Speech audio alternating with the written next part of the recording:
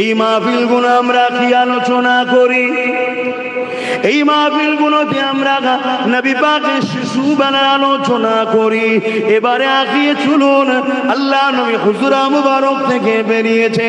হুজরা মুবারক থেকে বেরিয়ে নবী আমার সাহাবা হুজুরদের দিকে আগিয়ে যেতে লেগেছে। আল্লাহ নবী দেখতে লেগেছে সাহাবা হুজুররা বসে বসে একটা মজলিস করেছে। ওই মজলিসে আলোচনা হতে লেগেছে। আল্লাহ নবী জিজ্ঞাসা করতে লাগলে এই বসার কারণটা তোমাদের কি? ওই সময় তারা বলতে লেগেছে, ইয়া রাসূলুল্লাহ হাবিবাল্লাহ, আল্লাহ যে আপনার মতো নিয়ামতকে আমাদেরকে দিয়েছে শুকরিয়া আদায় করছে। আমরা আপনার মিলাদ আলোচনা করছি, আপনার আগমন কেন্দ্রিক আলোচনা করছি। আল্লাহ নবী বললেন, এর উপরে তোমরা কি কসম দিতে পারবে? তারা বলতে লাগলো, হ্যাঁ দিতে পারবো।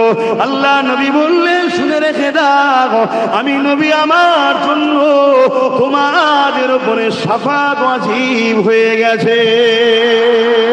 হে নওজওয়ানেরা, আল্লাহ নবী চাচা যান হযরত আব্বাস রাদিয়াল্লাহু তাআলা তিনি তিনার এলাকার মানুষদেরকে ডাক দিলে, এলাকার মানুষদেরকে ডেকে নিয়ে এক জায়গায় জড়ো করলে।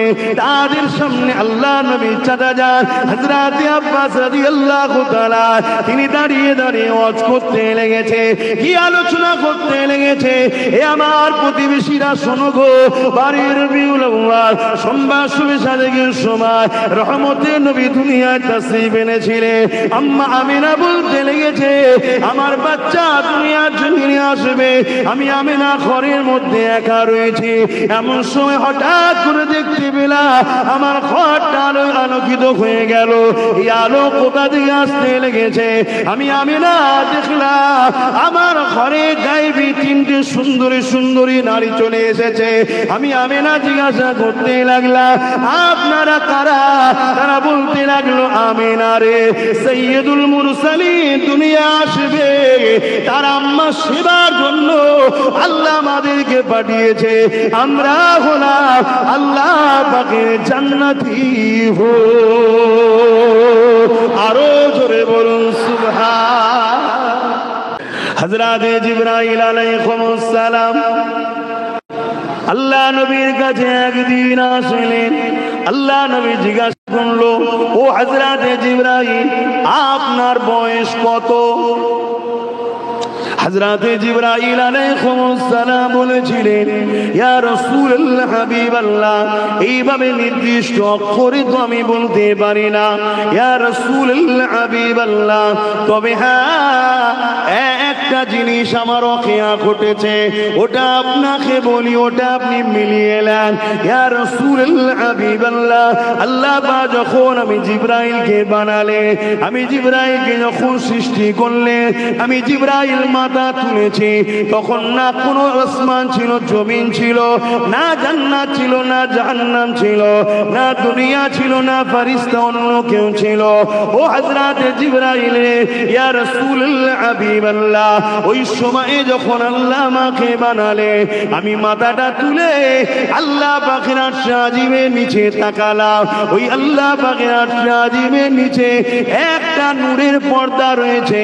ওই পর্দার উপরে যখন নজরটা পড়ল, দেখতে পেলাম ওই পর্দার মধ্যে একটা নূরের তারার চমক হয়ে উঠল।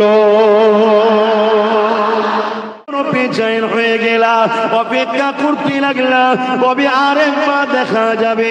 অপেক্ষা করতে করতে করতে ৭০,০০০ বছর কেটে গেল। দ্বিতীয়বার ওই তারাটা আবার একবার চমকে উঠল। ইয়া রাসূলুল্লাহ হাবিবাল্লাহ, দ্বিতীয়বারের চমক দেখে আমি আরো দিবানা হয়ে গেলাম। আবার দেখার পিপাসায় রইলাম, আবার ইন্তজারে রইলাম। ইয়া রাসূলুল্লাহ হাবিবাল্লাহ, আবার ৭০,০০০ বছর পর একবার দেখলাম। ইয়া রাসূলুল্লাহ হাবিবাল্লাহ, ওই তারাটা ৭০,০০০ বছর ছাড়া ছাড়া একবার একবার একবার করে উদিত হয়। ইয়া রাসূলুল্লাহ হাবিবাল্লাহ, ওই তারাটাকে আমি ৭২,০০০ বার দেখেছি। আল্লাহ নবী মুচকি এসে বলেছিল, জিবরাইল, ওই তারাটা হলো আমি মুহাম্মদ রাসূল। আরো জোরে বলুন সুবহান। নারে তাকবীর, সরকার কি আমত, ইয়া রাসূলুল্লাহ, ইয়া রাসূলুল্লাহ। তাহলে বলুন সেই নবী কবে থেকে বুঝতে পারছেন তো নাকি? কিন্তু বারি রবিউল আউয়ালে দুনিয়াবি জগতে হুজুর আমার এসেছেন আমাদেরকে বাঁচাতে। কথা মাথায় থাকবে অবশ্যই। নবী পাক সাল্লাল্লাহু আলাইহি সাল্লাম এবারে চলে আসুন নিজের মিলাদ, কি বললাম, নিজে করেছে। তাহলে প্রতি সোমবার দিন নবী কি করতেন? রোজা রাখতেন প্রতি সোমবারে। অনেকে বলে ঠিক আছে এসেছে একবার করলে হয়, আমি তো মাথায় লাগে না। প্রতি বছরে বিভিন্ন প্রোগ্রাম হয়, এখন তো অনেকে গোপনে গোপনে বিয়ের বাৎসরিক কি অনুষ্ঠানও করছে, কি তারপরে ছেলেদের কি বলে জন্মদিন করছে, করে না করে না? কোনো জায়গায় ফতোয়া নাই, শুধু হুজুরের বেলায় ফতোয়া। সমস্যা কেন আমার নবীর উপরে? আচ্ছা উম্মত কখনো তার নেতার উপরে সমস্যা হতে পারে? আল্লাহ নবী নবী নবী 40 বছর বয়সে নবুয়াতের কাজ শুরু করলেন। এলান করলেন আনা মুহাম্মদ রাসূলুল্লাহ, আমি মুহাম্মদ আল্লাহর রাসূল। এই এলানটা নবী পাক 40 বছর বয়সে শুরু করে দিলে। এ যুবকেরা, তরুণীরা, বাপেরা, আমার নবী পাক তো তার আগে নবী ছিলেন। কেন আল্লাহ কোরআনের মধ্যে একটা সূরা দিয়েছে, যে সূরাটার নাম রেখেছে সূরা ইয়াসিন। এ যুবকেরা, ইয়াসিন ওয়াল কুরআনিল হাকীম, হে আমার হাবিব, হে আমার ইয়াসিন ওয়াল কুরআনিল হাকীম, এই কোরআনে হাকিমের আমি কসম করি। হে আমার ইয়াসিন, যদি মেজেড না থাকে তাকে এইভাবে ডাকা হয় না, অর্থাৎ কেউ প্রেজেন্ট আছে সেখানে। এ যুবকেরা, তরুণেরা, আল্লাহ নবী নবী 40 বছর বয়স যখন হয়ে গেল, নবী আমার ডিউটি শুরু করে দিলে। এই সময় নবী আমার বকরি জবাই করলে। ওই বকরি জবাই করে নবী আমার খানা করে সাহাবাদিয়াকে নিজের মিলাদের খানা খাইয়েছে। আরো জোরে বলুন সুবহান।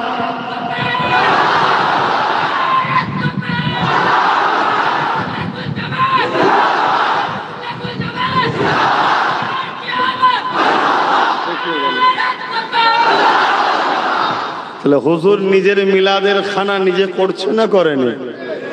কিছু মানুষ বলে এটা আকিকা করেছিল। আমি তর্কে যাব না। আকিকা মানুষ জন্ম হলে করে না মরে গেলে করে? বলবেন তো? আকিকা তো মিলাদকে কেন্দ্র করেই হয়। কিন্তু মনে রাখবেন, আমার নবীর আকিকা, নবী পাকের দাদাজান হযরত আব্দুল মুতালিব হুজুর 7 দিন যখন নবীর বয়স দুনিয়াবি, তখন আকিকা করে দিয়েছেন। জোরে বলুন সুবহানাল্লাহ। এটা নবী মিলাদের খানা করেছেন। জোরে বলুন সুবহানাল্লাহ। অবশ্যই সারা বছর সিরাতুন নবী হয়, সারা জীবন হবে সিরাতুন নবী। কেন সিরাতুন নবীটাই তো কানা খুলুকুল্লাহুল কোরআন। প্রকৃত কোরআন বুঝতে গেলে নবীর লাইভ দেখতে হবে। জোরে বলুন সুবহানাল্লাহ। কেন নবীর চরিত্র মোবারকটাই তো কোরআন। জোরে বলুন সুবহানাল্লাহ। অর্থাৎ নবী যা কিছু করেছে আল্লাহর কোরআন অনুযায়ী করেছে। জোরে বলুন সুবহানাল্লাহ। অ্যাকচুয়ালি কোরআনের প্র্যাকটিক্যাল আমাদেরকে নবী খুলে খুলে দেখিয়েছে। জোরে বলুন সুবহানাল্লাহ।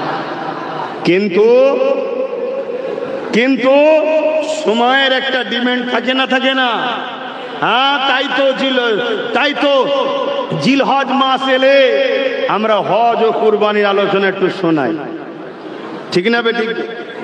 তাই তো রমজান এলে রোজার একটু ফজিলাতের কথা শোনায়। ঠিক তেমনি রবিউল আউয়াল এলে নবীর শিশুবেলার একটু কথা শোনানো হয়। জোরে বলুন সুবহানাল্লাহ। কেন শোনাবো না? আমার নবী নিজের কথা নিজে বলেছে। আমার নবী শুনছে, আর নবীর চাচা যান নবীর মিলাদের আলোচনা শোনাচ্ছে নবীকে। জোরে বলুন সুবহানাল্লাহ। হ্যাঁ শোনেন, তাহলে রাগি আছেন। আল্লাহ নবী চাচা জান হযরত আব্বাস রাদিয়াল্লাহু তাআলা আল্লাহ নবীকে বলতে লেগেছে, ইয়া রাসূলুল্লাহ হাবিবাল্লাহ, আম্মা আমিনার মুখ থেকে এই কথাগুলো আমরা শুনেছি, সেই কথাগুলো মানুষকে আমরা শোনাতে লেগেছি।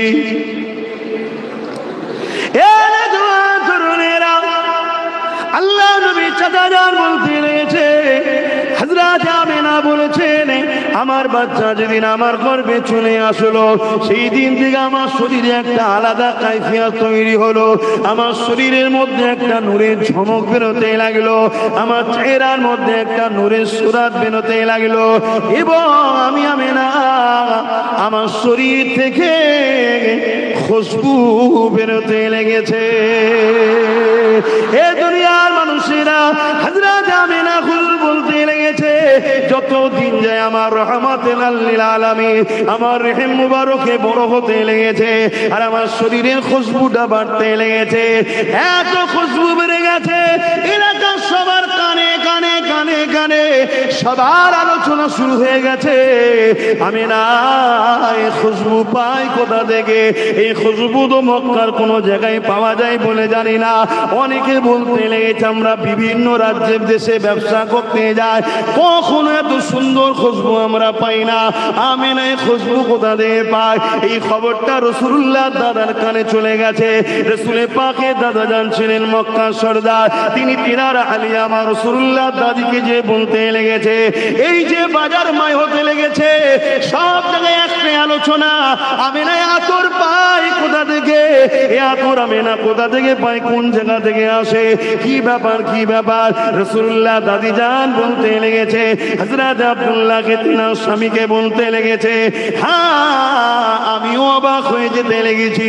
আমিনা যখন গোসলখানা থেকে বাইর হয়, হাম্মামখানা থেকে বাইর হয়, আমি যখন ওই গোসলখানাতে ঢুকি যেন মনে হয় কোনো আতরের গোডাউনে ঢুকে গেছি। এই জন্য তারা দুজনে মিলে আল্লাহ নবীর আম্মা জান হযরত আমিনাকে ডাক দিলেন, মার এদিকে আসো মা। সব জায়গায় একটাই চর্চা, আমিনা আতর পাই তো কোথা থেকে পায়? আতরে খুশবু কোথা থেকে পায়? মক্কায় পাওয়া যায় না, বিভিন্ন জায়গায় লোক ব্যবসায়ী যায়, এ আতর কেউ কখনো পায়নি, আতর কোথা থেকে পেয়েছো মা? ওই সময় আম্মা আমিনা নিজের মুখে থুতু জমিনে ফেলেছে, সঙ্গে সঙ্গে থুতুর ভেতর থেকে আতরের ছিপি খুললে যেভাবে ভর ভর করে খুশবু ছড়িয়ে যায় চতুর্দিকে, ওইভাবে খুশবু বেরোতে লেগেছে। আম্মা আমিনা বলতে লেগেছে, আব্বা আম্মা আমি আতর ব্যবহার করি না, এ আতর আমিনার নয়, এ আতর হলো আমিনার গর্ভে যিনি রয়েছে তিনার খুশবু। আরো জোরে বলো নারে তাকবীর, হাত তুলে বলুন লাব্বাইক।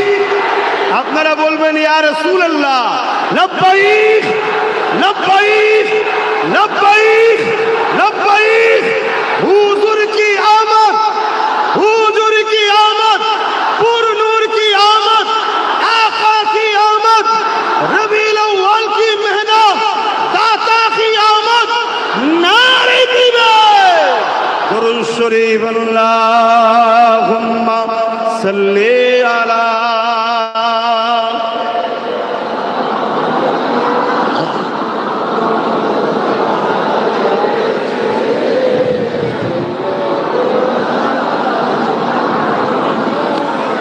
प्यारे रबीउल अव्वल तेरी झलक के सदके, प्यारे रबीउल अव्वल तेरी झलक के सदके, चमका दिया नसीबा सुबह सबे मिलादत, प्यारे रबीउल अव्वल तेरी झलक के सदके,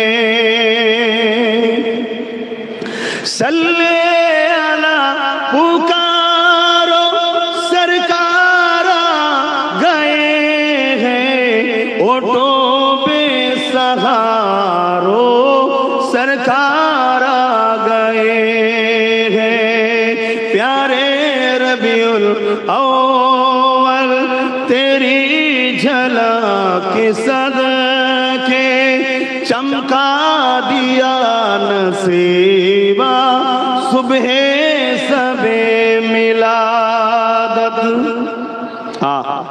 আমাদের নসিবকে চমকে দিয়েছে সকাল সুবে সবে মিলাদাতে হুজুর এসে, জোরে বলুন সুবহান। जो मांगना है मांग लो, जो लेना है सो ले लो, जो मांगना है मांग लो, जो लेना है सो ले लो। दुनिया के ताजदारों सरकार आ गए हैं, दुनिया के ताजदारों सरकार आ गए हैं। प्यारे रबीउल अव्वल तेरी झलक सदके चमका दिया नसीबा सुबह सबे मिलादत। अल्लाहुम्मा सल्ली अला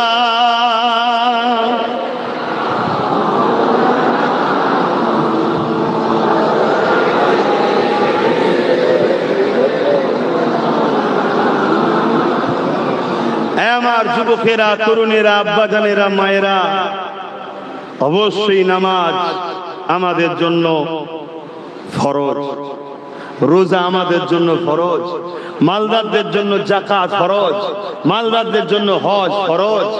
অবশ্যই ইনসাফ করতে হবে, ইনসানিয়াত করতে হবে, ন্যায় প্রতিষ্ঠিত করতে হবে, মা বাপকে ভালোবাসতে হবে, বড়দের সম্মান ছোটদের স্নেহ করতে হবে, নিজের মূল মাতৃভূমিকেও কেয়ার করতে হবে, সর্বধর্মের মানুষের সহযোগিতা করতে হবে। এই সবটা নিয়েই আমাদের জিন্দেগি, কিন্তু এই সব কিছু পেয়েছি হুজুরের সদকায়, জোরে বলুন সুবহানাল্লাহ। অতএব হুজুরকে বাদ দিয়ে এগুলো করা চলবে না, হুজুরকে নিয়ে এগুলো করতে হবে, অর্থাৎ হুজুরের দেখানো স্টাইলে করতে হবে। হুজুর হলেন আমাদের জন্য মডেল।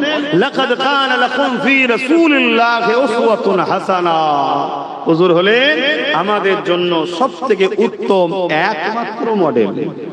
তাই হুজুরকে তো মোহাব্বত, হুজুরের সিরাত, হুজুরের মেরাজ, হুজুরের লাইফ স্টাইলের প্রতিটা জিনিসই তো আমাদেরকে ফলো করতে হবে। কেন? হুজুর আমাদের জন্য মডেল।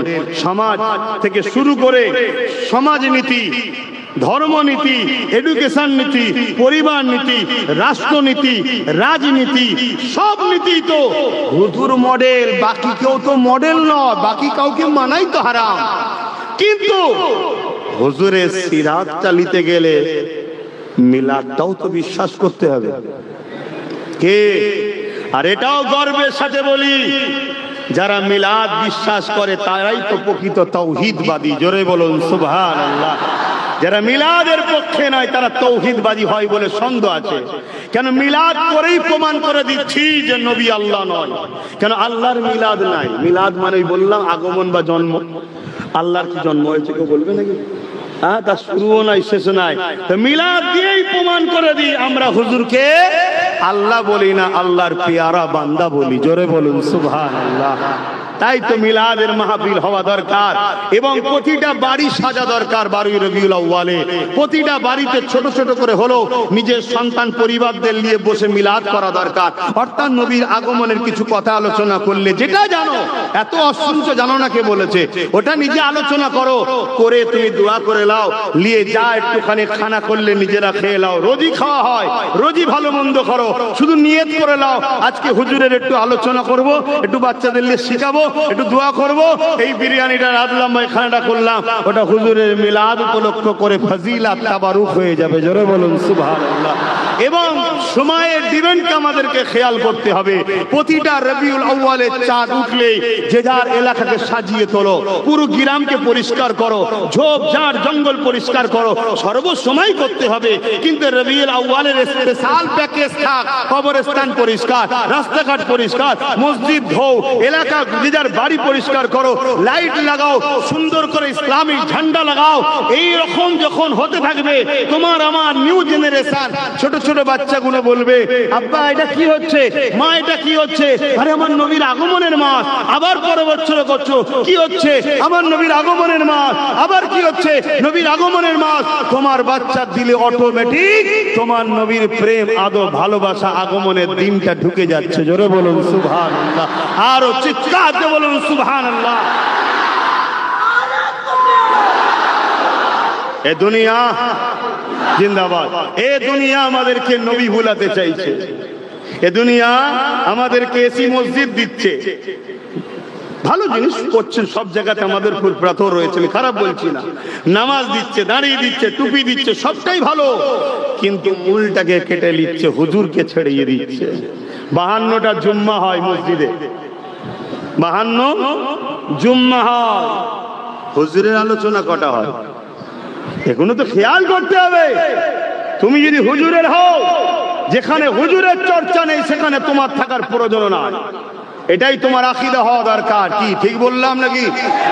এটাই আদর্শ হওয়া দরকার। যে কোনো দলের বক্তাকে নিয়ে আসো, বক্তা দাঁড়িয়ে কি বলে? তার দলের নেতার প্রচার করে, আমার নেতা এই করেছে, আমার নেতা এই করেছে, আমার নেতা ব্রিজ করেছে, আমার নেতা প্লেন করেছে, আমার নেতা এই করেছে। হয়তো সব ঝেড়ে বিক্রি করে দিয়েছে, তারপরেও প্রচার করে না, করে না? কেন করে? যাতে সামনে ওলাগুলো আমার নেতাকে প্রেম করে। তো সবাই নেতা নেতা নেতা নেতা, আর উম্মতে মুহাম্মাদি দাবি করে, উলামা দাবি করে, ইমাম দাবি করে, পীর দাবি করে, পীরজাদা দাবি করে, জলসায় উঠছো, মসজিদের মেম্বারে দাঁড়াচ্ছ। তোমারও তো উচিত নেতাকে চিনাও। নেতা নেতা চিনলে কোরআন চিনবে, নেতা চিনলে রাসূল আল্লাহ চিনবে। কেন? মুহাম্মদ রাসূল ছাড়া আল্লাহ পাওয়া যাবে না। আল্লাহ সেই নিজাম করে দিয়েছে। আল্লাহ তাই বলছে, কুল হুয়াল্লাহু আহাদ। হাবিব আপনি বলে দিন আল্লাহ এক। জোরে বলুন সুবহানাল্লাহ। আল্লাহ তো ডাইরেক্ট বলতে পারত হুয়াল্লাহু আহাদ, আল্লাহ তিনি যিনি এক। না, আপনি বলুন কুল হুয়াল্লাহু আহাদ, আপনি বলুন আল্লাহ এক। আপনার মুখে আমার প্রচার হবে, আপনার মুখের প্রচারে যে আমায় মানবে সেই হলো প্রকৃত তাওহীদবাদী। তাকে আমি লব, বাকি সব বাদ। কথা মাথায় ঢুকছে না লোকের? আকীদা ঠিক করে নিন। বড় কাবলাম কুল, হাবিব আপনি বলুন। এটা তাওহীদ নয়, এটা রিসালাত। এটা কি রিসালাত? বুঝুন তো, এটা তো ওয়াজি আপনাদেরকে শোনাই নেই, আপনাদেরকে শুধু ফাজাইল শেখাচ্ছে। এটা করলে এই ফজিলত, ওটা করলে ওই ফজিলত, এটা করলে এই ফজিলত, ওটা করলে ওই ফজিলত। আচ্ছা বলুন তো ভাই, 1 লক্ষ লোক নিয়ে এসেছি, দুটো হাত আছে, দুটো পা আছে, দুটো চোখ আছে, দুটো কান আছে, দুটো কিডনি আছে। 1 লক্ষ লোক নিয়ে এসেছি, কিন্তু 1 লক্ষ লোকের কারো জান নেই। আর আরেকদিকে একটা লোক নিয়ে এসেছি, একটা হাত নেই, একটা পা নেই, একটা চোখ নেই, কিন্তু জান আছে। কোনটা কাজে লাগবে? আর কিছু খুদ আছে। আরে খুদ ছাড়া মানুষ কে আছে? আমি হুজুর, পীরজাদা, আমার খুদ নেই। আমি তো মনে করি তোমাদের থেকে বড় পাপী আমি, কিন্তু জানটা আছে। জানটা অর্থাৎ ঈমানটা আছে। আমি বুঝাতে পারছি তো নাকি? বেকার কষ্ট করছি? আল্লাহর হস্তে বলে যাচ্ছি, আল্লাহর দোহাই দিয়ে বলে যাচ্ছি, আল্লাহ যাকে প্রেম করেছে, আল্লাহ যাকে ভালোবেসেছে, তাকে তোমরা ভালোবাসো যদি আল্লাহ পেতে চাও। নাই সব বেকার হয়ে যাবে। কিয়ামত দিন তোমার নামাজ, তোমার রোজা, তোমার হজ, তোমার দাড়ি, তোমার টুপি নিয়ে আল্লাহ তোমার মুখে ছুঁড়ে নিক্ষেপ করে, বলো তোর নামাজের মুখাপেক্ষী নাকি আমি? তোর রোজার মুখাপেক্ষী নাকি আমি? পড়তে বলেছি তোর উপকারের জন্য, কিন্তু আমার বন্ধুর হতে পারলি না তোরা। যাকে আমি ভালোবাসি তোরা তাকে ভালোবাসতে পারলি না। তার মিলাদকে তোরা বানাতে পারলি না। তার আগমনকে নিয়ে আমি কত কিছু অলৌকিক ঘটনা ঘটিয়েছি। হ্যাঁ, দুনিয়ায় কোটি কোটি বাচ্চা হয়, কারো বাচ্চাতে ফেরেশতা পাঠায়নি, কারো বাচ্চাতে জিবরাইলকে পাঠায়নি, কারো বাচ্চার সময় জান্নাত থেকে হুর পাঠায়নি। কারো বাচ্চা আসবে, আর তার ইস্তেকবাল করার জন্য আকাশের তারাগুলোকে নাবি আমি লাইটিং করে দিইনি। জোরে বলুন সুবহানাল্লাহ। আপনারা জানেন তো নাকি? আম্মা জান আমেনা বলছেন, আমি আমার দেখতে পেলাম আমার বাড়ির ছাদে আকাশের তারাগুলো সব নেমে আসছে, এসে পুরো বাড়িতে সেজে গেল বাড়ির ছাদে। যেমন আমরা লাইটিং করি, আমার আল্লাহ তিনার হাবিবের বা আগমনে তিনি আকাশের তারাকে নাবি আমেনার ঘরকে আলোকিত সাজিয়ে দিয়েছে। জোরে বলুন সুবহানাল্লাহ। খুব ভালো করে শুনুন, এখন বিজ্ঞান মুচকে হাসতে পারে, বিজ্ঞান মুচকে হাসতে পারে যে তারা যদি এক জায়গা থেকে আরেক জায়গায় ছড়ে তাহলে দুনিয়া ওলটপালট হয়ে যাবে, বিরাট কিছু ক্ষতি হয়ে যাবে। বিজ্ঞান মুচকে হাসতে পারে। আমি এই 150 বছরের বিজ্ঞানকে বলবো না, এখন অনেক ঢিলে আছে, টাইট আমাদের কাছ থেকে করতে হবে। শুনছেন তো নাকি? কেন তোমাদের দৌড় বেশি দূর নয়, 150 বছর, তার আগে তোমাদের খবরই ছিল না। শুনে রেখে দাও, আল্লাহ তিনি বেশাক তারাকে এমন ভাবেই রেখেছে উলট পালট হলেই দুনিয়া ধ্বংস হবে। কিন্তু খোদা যখন বলবে কুন হো যা, ওই জায়গায় দাঁড়াবে তারা যাবে, তখন দুনিয়া উলট পালট হয় না। জোরে বলুন সুবহানাল্লাহ। কেন খোদ মালিক তিনি, তিনি সব পারে। কথা মাথায় ঢুকছে না? ঢোকে না? না হয় আবার অনেকে মুচকে হাসতে পারে, দেখেছি মোল্লা গুলো সব কিচ্ছু বোঝেনি। হ্যাঁ, আমরা কিছু বুঝিনি, তোমরাই সব বোঝো। হ্যাঁ, তো বলো তো দেখি, প্রথম আসমানের উপরে কি আছে? বলছে জানি না। দ্বিতীয় আসমানের উপরে জানি না। তৃতীয় আসমান, চতুর্থ আসমান, পঞ্চম আসমান, সপ্তম আসমানের উপরে কি আছে? বলছে জানি না। আর আমার মাদ্রাসা 10 বছর 10-এ পড়ে, মাধ্যমিকে পড়ে, তাকে জিজ্ঞেস করো তো সপ্তম আসমানের উপরে কি আছে? বলছে সিদরাতুল মুনতাহা আছে। কি সেটা? বলছে জিবরাইল থাকে। জোরে বলুন সুবহানাল্লাহ। তো তোর বিজ্ঞান গেল কোথায়? শুনছেন তো নাকি? হ্যাঁ, বিজ্ঞানকে আমরাও মানি, সায়েন্সকে মানতে হবে। সায়েন্সটাও আল্লাহর নবী দরজা খুলেছে, গেলেমের দরজা আমার নবী, বিজ্ঞানের দরজা আমার নবী খুলেছে। জোরে বলুন সুবহানাল্লাহ। কিন্তু কিছু জায়গায় বিজ্ঞান ফেল, কিছু জায়গায় বিজ্ঞান ফেল। কথা বুঝে আসছে তো নাকি? হ্যাঁ, এটাই মাথায় রাখতে হবে। বিজ্ঞান বলছে মায়ের পেটে সন্তান আছে না নেই প্রমাণ হবে কি করে? মায়েদের যেটা হয় ওটা বন্ধ যদি হয়, সন্তান আছে যদি হয় তাহলে সন্তান নাই, তাই তো নাকি?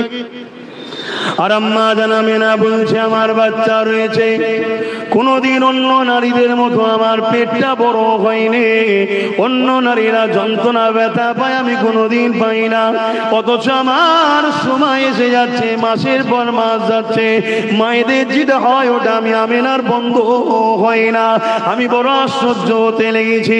হে দুনিয়ার মানুষ শোনো, ওই নাপাক রক্তটাকে তোমার আমার নাভির সাথে মায়ের নাভির কানেকশন আল্লাহ করিয়ে দেয়, ওই মায়ের নাপাক রক্তটা বাচ্চা শরীরে দেয়। কিন্তু আমার রাসূলুল্লাহ শরীরে নাপাক রক্তটা দেয়নি। কেন দেয়নি? আমার নবী তো নূর নূর নূর।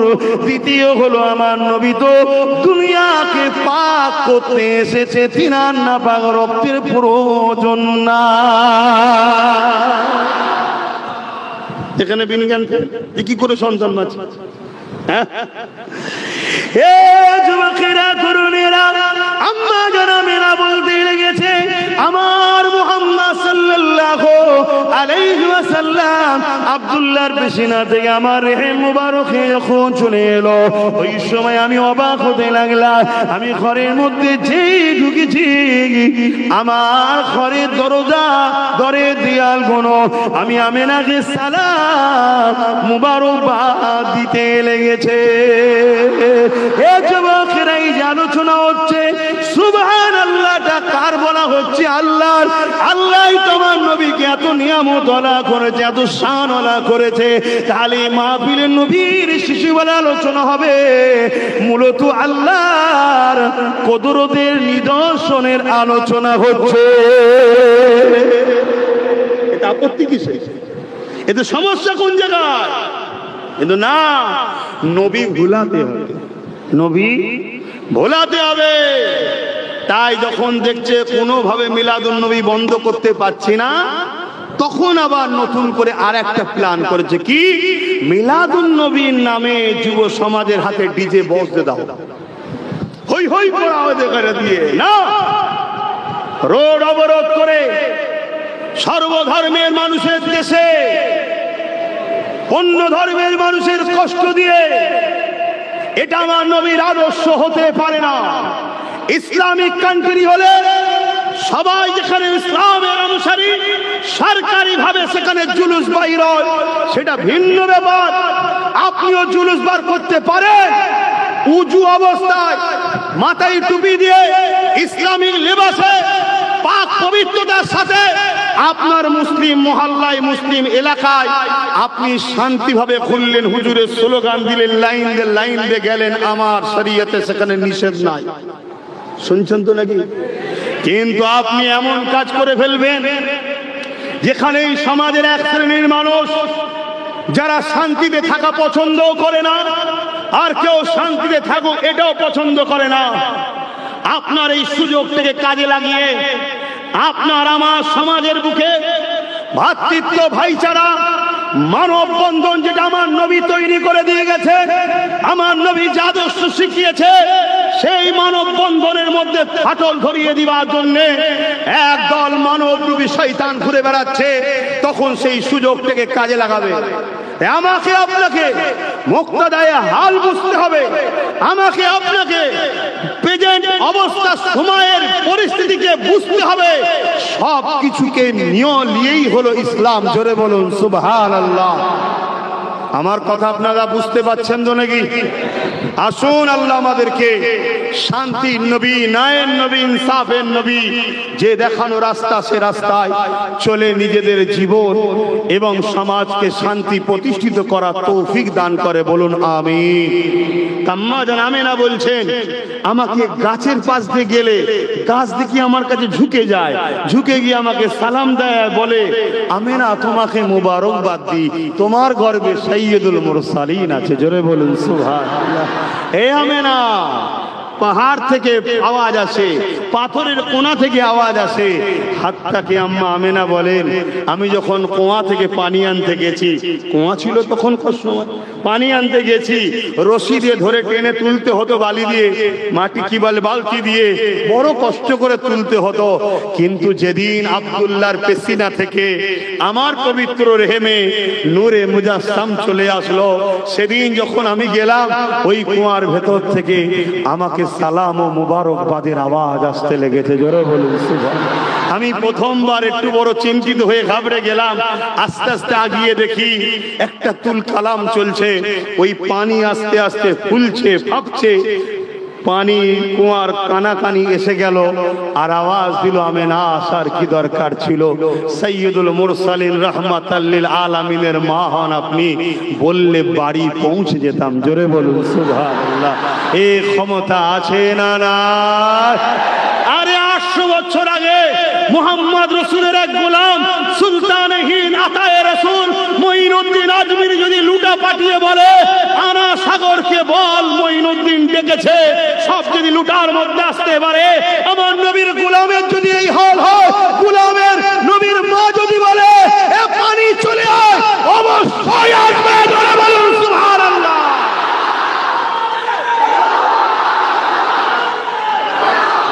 এই বিষয়ে আর একটা আপনাদের ঘরে হাদিস শোনাই, আর একটু দিলটা মজবুত হয়ে যাবে, হবে তো নাকি? যারা প্রেম করে তাদের কাছে দলিল লাগে না, প্রেম যারা করে তাদের কাছে দলিল লাগে না, সব জায়গাতেই আগিয়ে থাকবো। আর হুজুরের বেলায় দলিল খোঁজো কেন? হ্যাঁ, দুনিয়ার চোর ছাঁচড়া বদমাই লুটেরা খুনি নেতা এলে দাঁড়িয়ে যাও, তখন দলিল খোঁজো নাকি যে ও এলে না দাঁড়াতে হবে? তখন আসাহেব, মা সাহেব, পীর সাহেব, হাজি সাহেব, সব সাহেব নেতাজি নেতাজি নেতাজি নেতাজি, ভালো আছেন ভালো আছেন, এত সম্মান করতে হবে, দলিল কোথা পেয়েছেন? তখন দলিল খোঁজে না, হুজুরের বেলায় দলিল খোঁজে। তাহলে জানতে হবে এর মধ্যে কিছু সমস্যা। এইরকম সমস্যা যাদের আছে তাদের থেকে দূরে থাকা দরকার আছে না না? কেন এই ভাইরাস মারাত্মক ভাইরাস, এ ভাইরাস ধরে গেলে চিরজীবন জাহান্নামে, বাকি ভাইরাস ধরলে জানটা চলে যাবে বা কিছুদিন বিছানায় পড়ে থাকে। কদিন আগে যেমন একটা ভাইরাস ছড়িয়েছিল, জ্বরটার হচ্ছে, ও কিছুদিনের ব্যাপার। আর মানুষকে আতঙ্ক এমন ছড়িয়ে দেয় না, মানুষ আতঙ্কে মরে যায়। যেমন আমার দেশে একটা আতঙ্ক চলছে এখন, মানুষ কাগজপত্র হলে পেরেশান, কি এগুলো একটা মেরে ফেলার কল রে বাবা। বড় বড় নেতাদের সব ফন্দি, মানুষ কমাও, শুনছেন তো নাকি? অথচ কম বক্তা গুলো মানুষের এত টাকা পয়সা খাচ্ছে তো কলজে ভরে না, এখন মানুষ কমানোতে ব্যস্ত। হ্যাঁ, তুই কেন রয়েছিস? তুই প্রথম মরে জানা, একটা মানুষ প্রথম কমু, তার বেলায় বলবে না আমি থাকবো। ও গরিব গুলো মরে যাক না, আজও দুনিয়ায় পানি হয় গরিবদের জন্য, আজও দুনিয়ায় সূর্য ওঠে গরিবদের জন্য, আজও দুনিয়ায় শাক ফল ফুল আল্লাহ দিচ্ছে গরিবদের জন্য। গরিবরা এদের জন্য আজও দুনিয়াতে আল্লাহ সাহায্য সাহারা দেয়, কেন গরিবদের ঘরে আমার আল্লাহ পছন্দ করে। জোরে বলুন সুবহানাল্লাহ। খুব মাথায় রাখবেন, গরিবদের সঙ্গে খবরদার খারাপ ব্যবহার করবেন না। ভালো যদি বাঁচতে নাও পারেন খারাপ ব্যবহার করবেন না। সে যদি গরিব অন্য ধর্মেরও হয় আঘাত দেবেন না, কেন গরিবের দিল বড় লাজুক হয়। কথা বুঝে আসছে? আল্লাহ আমাদেরকে বোঝ শক্তি দিবেন, আল্লাহুম্মা আমিন। তো আমি একটু মাঝে মাঝে অন্যদিকে চলে যাচ্ছি, আপনাদের অসুবিধা হচ্ছে। আমি কি কথা বলছিলাম জানো? হ্যাঁ, আমার রাসূল পাক সাল্লাল্লাহু আলাইহি সাল্লামের কাছে একজন অমুসলিম এসেছে, এসে বলছে আপনি যে নবী দাবি করেছেন কিছু মুজিজা দেখান তো, কিছু দেখান। মানে অমুসলিমও জানে নবী তারা হয় যাদের মুখের কথা বলার সাথে সাথেই কবুল হয়। জোরে বলুন সুবহানাল্লাহ। কিন্তু আমরা মুসলমান মৌলভী সাহেবরা এখন বুঝতে পারছি না আমার নবীকে। বড় দুঃখ ভাই। সাধারণ লোকেদের দোষ দেবো না, সাধারণ লোকেদের একটাই দোষ, অত লাফালাফি করো কেন? শুধু যেখানে দেখবে নবীর সঙ্গে জুড়ছে সেখানে থাকবে, যেখানে নবীর সঙ্গে জড়বে সেখান থেকে কেটে পড়বে, এতটুকুর উপরে থাক ব্যাস, তাহলে দেখবে অটোমেটিক সব হচ্ছে। তো ওই ব্যক্তিটা এসে বলছে আপনি যে নবী দাও, এটা মুজিজা কিছু দেখান। আল্লাহ নবী বললেন কি দেখতে চাও? নবী দেখে মরুভূমি ফাঁকা এলাকা, দূরে একটা বড় গাছ রয়েছে, একটু দূরে। আল্লাহ নবী বললেন ওই গাছটার কাছে যাও। মন দিয়ে শুনছেন তো সবাই? তোমাদের নেতার কথা বলছি, তোমার আমার লিডারের কথা বলছি। লিডারিনি যাত্রার পিছনে ছুটুনি, জমিন থেকে ইশারা করেছে, চাঁদ দুটুকরো হয়ে গেছে। জোরে বলুন সুবহানাল্লাহ। আজকে যারা ইনার দিনকে মিটাতে চায়, সব কটা নেতার নামে ভণ্ড গুণে এক জায়গায় হয়ে ঘরে একটা ল্যাম্প জ্বালিয়ে বলুন একটু সরে যা দেখি, পারবে কেউ? তাহলে পাল্লা নিতে যেওনি, শুধরে যাও। কত পাগল পাগলামি করেছিল, সব পাগলামি কেটে গেছে। কি চিঙ্গিস খান নাম শুনেছেন তো? পাগলামি করেছিল, আল্লাহ পাগলামি কাটিয়ে দিয়েছে। হালাকু খান পাগলামি করেছিল, পাগলামি কাটিয়ে দিয়েছে। আর একটা নাম আপনারা সবাই শুনেছেন, বুশ নাম শুনেছেন? পাগলামি করতে গেছিল, কি বলেছিল? আমেরিকা থেকে ইসলাম মুছে দেবো। এখন আমেরিকা শুধু নয়, পুরো ইউরোপ দুনিয়া বলছে আগামী 40-এর মধ্যে ইউরোপ দুনিয়ায় সংখ্যা গুরু হবে ইসলাম। জোরে বলুন সুবহানাল্লাহ। রোক না প্রেসিডেন্ট তোরা, নেতা তোরা, মিলিটারি তোদের, ফোর্স তোদের, গুলি তোদের, কামান তোদের, পরমাণু শক্তি তোদের, রাজপাওয়ার তোদের, রোক। বলছে কি করে রোকবো? বুশের মেয়ে বলছে আমি কোরআনের হাফেজে মুসলমান হয়ে গেছি। জোরে বলুন সুবহানাল্লাহ। মারবি কাকে? নেতার বেটাই তো কলমা বলিয়েছে। তথে পাগলামি করুনি, ঘোর কেটে যাবে। তবে আমাদেরও পাগলামি হচ্ছে। আল্লাহ আমাদের কাছ থেকে দিন কেড়ে নেবে, নিয়ে নতুন প্রজন্মকে দেবে। শুনছেন তো? যদি আমরা দিনকে ভালো না বাসি, আল্লাহ দিয়েছে দিনকে মহব্বত করতে হবে না? তোমার আব্বা তোমাকে 2 কাঠা জায়গা দিয়েছে, তুমি যদি দেখভাল না করো কেড়ে নিয়ে অন্য ভাইকে দেবে না? হ্যাঁ, বুঝাবার জন্য বলছি। তা আল্লাহ দিন ইসলামের মতো নিয়ামত জিনিস দিয়েছে। এই দিনে মসজিদ আছে, মাদ্রাসা আছে, কবরস্থান আছে, খাদগা আছে, ঈদগাহ আছে। তুমি পাগলামি করছো, তোমাকে হেফাজত করতে হবে না? এই যে মিনার মসজিদ কত সুন্দর, একটা রোডের ধারে, হাজারো লক্ষ লোক যায়, সর্বধর্মের লোক যায়, ছোট ছোট বাচ্চারা যায়, সবাই যায়, ঘুরে ঘুরে দেখে। সবাই জিজ্ঞেস করে আব্বা এটা কি, ওটা কি, মা এটা কি? আবার মসজিদ আওয়াজ আল্লাহু আকবার, আল্লাহু আকবার, হয় না? এটা কি হচ্ছে শুনছেন তো নাকি? হ্যাঁ, এখানে একটা জিনিস আছে সবার, কি জানো? রূহ, কি আত্মা। এটা কি দেখেছেন কেউ? কোন ডাক্তার দেখিয়েছে টেলিস্কোপ মেশিনে? এটা কি? এটা হলো আল্লাহর হুকুম। এটা কি? আল্লাহর হুকুম। সে যেই হোক, যখন মসজিদে আল্লাহু আকবার, আল্লাহু আকবার বলবে, একটা নরম হবে না? অতএব এটাকে রাখলে হবে না, উড়িয়ে দাও। এটাই তো পরিকল্পনা। মাথায় ঢুকছে না ঢুকে নেই? কিন্তু এই পরিকল্পনা সাকসেসফুল হচ্ছে কাদের জন্য? মুসলিম যুবকদের জন্য। যদি বলেন আমাদের আবার কি দোষ রে বাবা, হ্যাঁ তোমাদেরই দোষ। তোমরা যদি হাজার হাজার ছেলে যে যার এলাকার মসজিদগুলোতে ভিড় করতে, তাহলে এই পরিকল্পনা লিবার জালিমরা সাহস কেন? জাসমিনের যুবক আছে মারবে, ওরা কিচ্ছু বোঝে না, আগে হাত গুটিয়ে ঝেড়ে দেবে, তারপরে যা হয় হবে। দেখছে প্রতিদিন এই গোটা 3, 4, 5, 10, 20 বুড়ো ঢুকছে মসজিদে, বেরোচ্ছে ঢুকছে বেরোচ্ছে, তো ভাবছে তো এই কটার জন্য এত সুন্দর জায়গাটা লেগে কি লাভ?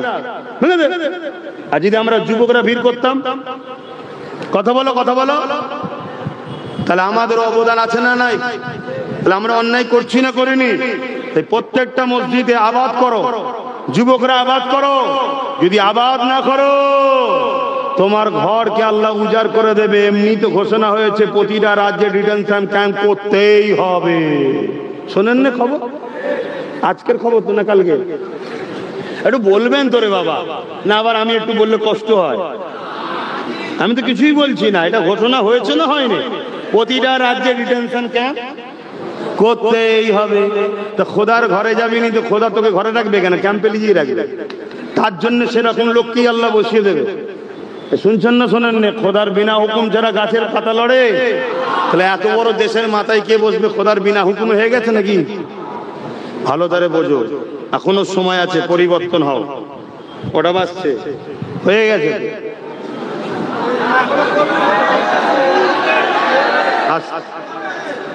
আস্তে সব আমার ভাই বাপেরা তো নাকি? নিজেদের লোক তো নাকি? অন্য কেউ নেই তো?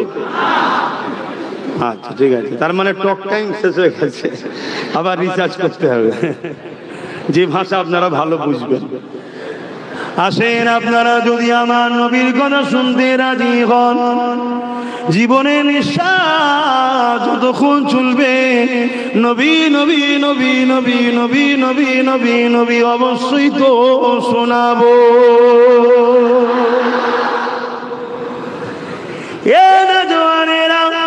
আল্লাহ নবী ও মুসলিম ডাকে বলল, ওই যে দূরের গাছ দেখছো, ওই গাছকে যে বলো মুহাম্মদ রাসূল ডেকেছে।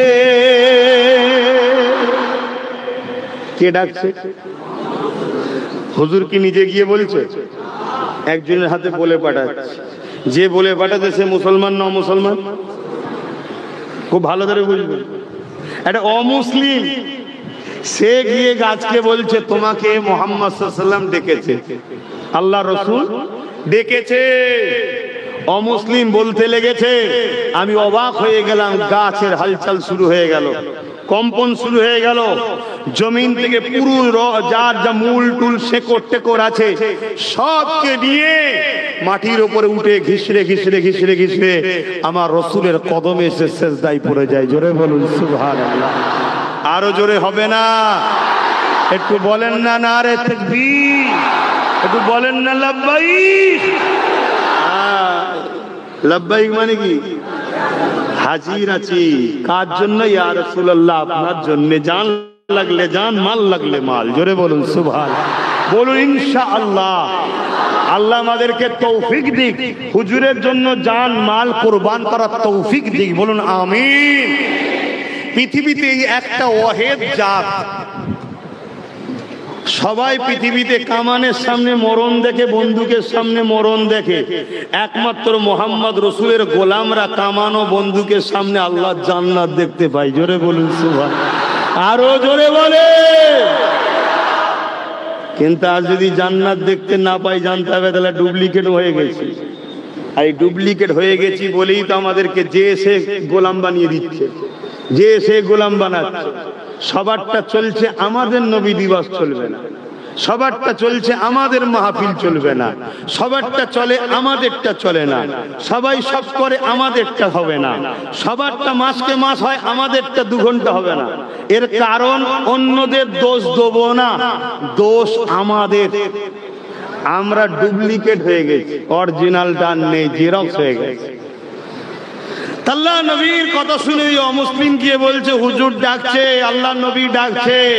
গাছের হালচাল শুরু হয়েছে, কি বলে শিরা, কি বলে শেকড় টেকড় মূল সব লড়ালড়ি করে উঠে মাটির ওপর দিয়ে যেমন আমরা হেঁটে যাই ও ঘিসড়ে যাচ্ছে, গিয়ে হুজুরের কদমে এসে সিজদায় পড়ে সালাম দিচ্ছে। জোরে বলুন সুবহানাল্লাহ। এই দৃশ্য দেখে অমুসলিমের তো হয়ে গেছে, আয় হায় হায় হায় হায়, সে তো কলেমা পড়ে লি আশহাদু আল্লা ইলাহা ইল্লাল্লাহ ওয়া আশহাদু আন্না মুহাম্মাদান আবদুহু ওয়া রাসূলুহু। আল্লাহ নবী ইজাজত দিল নিজের জায়গায় ফিরে যাও, আবার এসে যেভাবে ছিল সেভাবে সে জায়গায় দাঁড়িয়ে গেল। জোরে বলুন সুবহানাল্লাহ। এই সব কিছুর ক্ষমতার মালিক কে? আল্লাহ। আর আল্লাহ দেখো না, নিজের চোখের দিকে তাকালেও তো বুঝতে পারবে, এক মুহূর্তে আসমানে, এক মুহূর্তে জমিন। সায়েন্স বলছে, বিজ্ঞান বলছে, চোখ থেকে একটা রোশনি বাহির হয়, ওটা গিয়ে যে জিনিসটা দেখছেন তাতে আঘাত করে, করে আবার পুনরায় ফিরে এসে আপনার ব্রেনকে সিগন্যাল দেয় এটা আসমান, এটা এই কালার। তাহলে ভাবুন তো, এক মুহূর্তে আপনি আসমানের দিকে তুলেছেন, আকাশী কালার বা সাদা কালার বা মেঘলা যেটাই দেখছেন, এক মুহূর্তে যাচ্ছে একটা রশ্মি গিয়ে আঘাত করছে, টেস্ট সেখান থেকে ফিরে এসে আপনার ব্রেনকে সিগন্যাল দিল এটা এই কালার, এটা এই জিনিস। তাহলে এক মুহূর্তের মধ্যে, কয়েক কোটি ন্যানো সেকেন্ডের মধ্যে যদি তোমার আমার চোখ থেকে একটা রশ্মি বেরিয়ে গিয়ে সেটাকে টাচ করে ফিরে এসে ব্রেনকে সিগন্যাল দেয়, এটা যিনি বানিয়েছে সেই আল্লাহ গাছকে হুকুম দিয়েছে, যা আমার হাবিবের কদমে গিয়ে পড়। জোরে বলুন সুবহানাল্লাহ। সেই আল্লাহর ক্ষমতা আছে না? না। চলে আসো, বাপ আর মা এক জায়গায় হয়েছে, বাপের শরীর থেকে সামান্য পানি মায়ের রেহেমে চলে গেছে, ওই পানির মধ্যে কয়েক লক্ষ কোটি ছোট ছোট ছোট ছোট কোষ, যেটাকে স্পার্ম বলা হয়, সবাই মায়ের রেহেমে ঢুকার জন্য চেষ্টা করেছে, সব কটাকে মালিক মেরে দিয়েছিল, আব্বাসকে বাঁচিয়েছে, ওই রেহেমে ঢুকেছিলাম আমি। আস্তে আস্তে 41 দিন পরে মায়ের পেটের মধ্যে আমার ডিজাইন তৈরি করেছে আমার আল্লাহ, হাড় দিয়েছে, গোস্ত দিয়েছে, চামড়া দিয়েছে, 120 দিন পরে রূহ ফুঁকে দিয়েছে, আমি মায়ের পেটে লড়ে উঠেছি, নিঃশ্বাস নিচ্ছি, মা বড় খুশি হয়েছে, একটা দিন সময় হয়েছে দুনিয়াতে এসেছি, আজও বেঁচে আছি। এই সব যিনি তৈরি করছেন সেই আল্লাহ গাছকে রসুলের কদমে আনাচ্ছে। জোরে বলুন সুবহানাল্লাহ।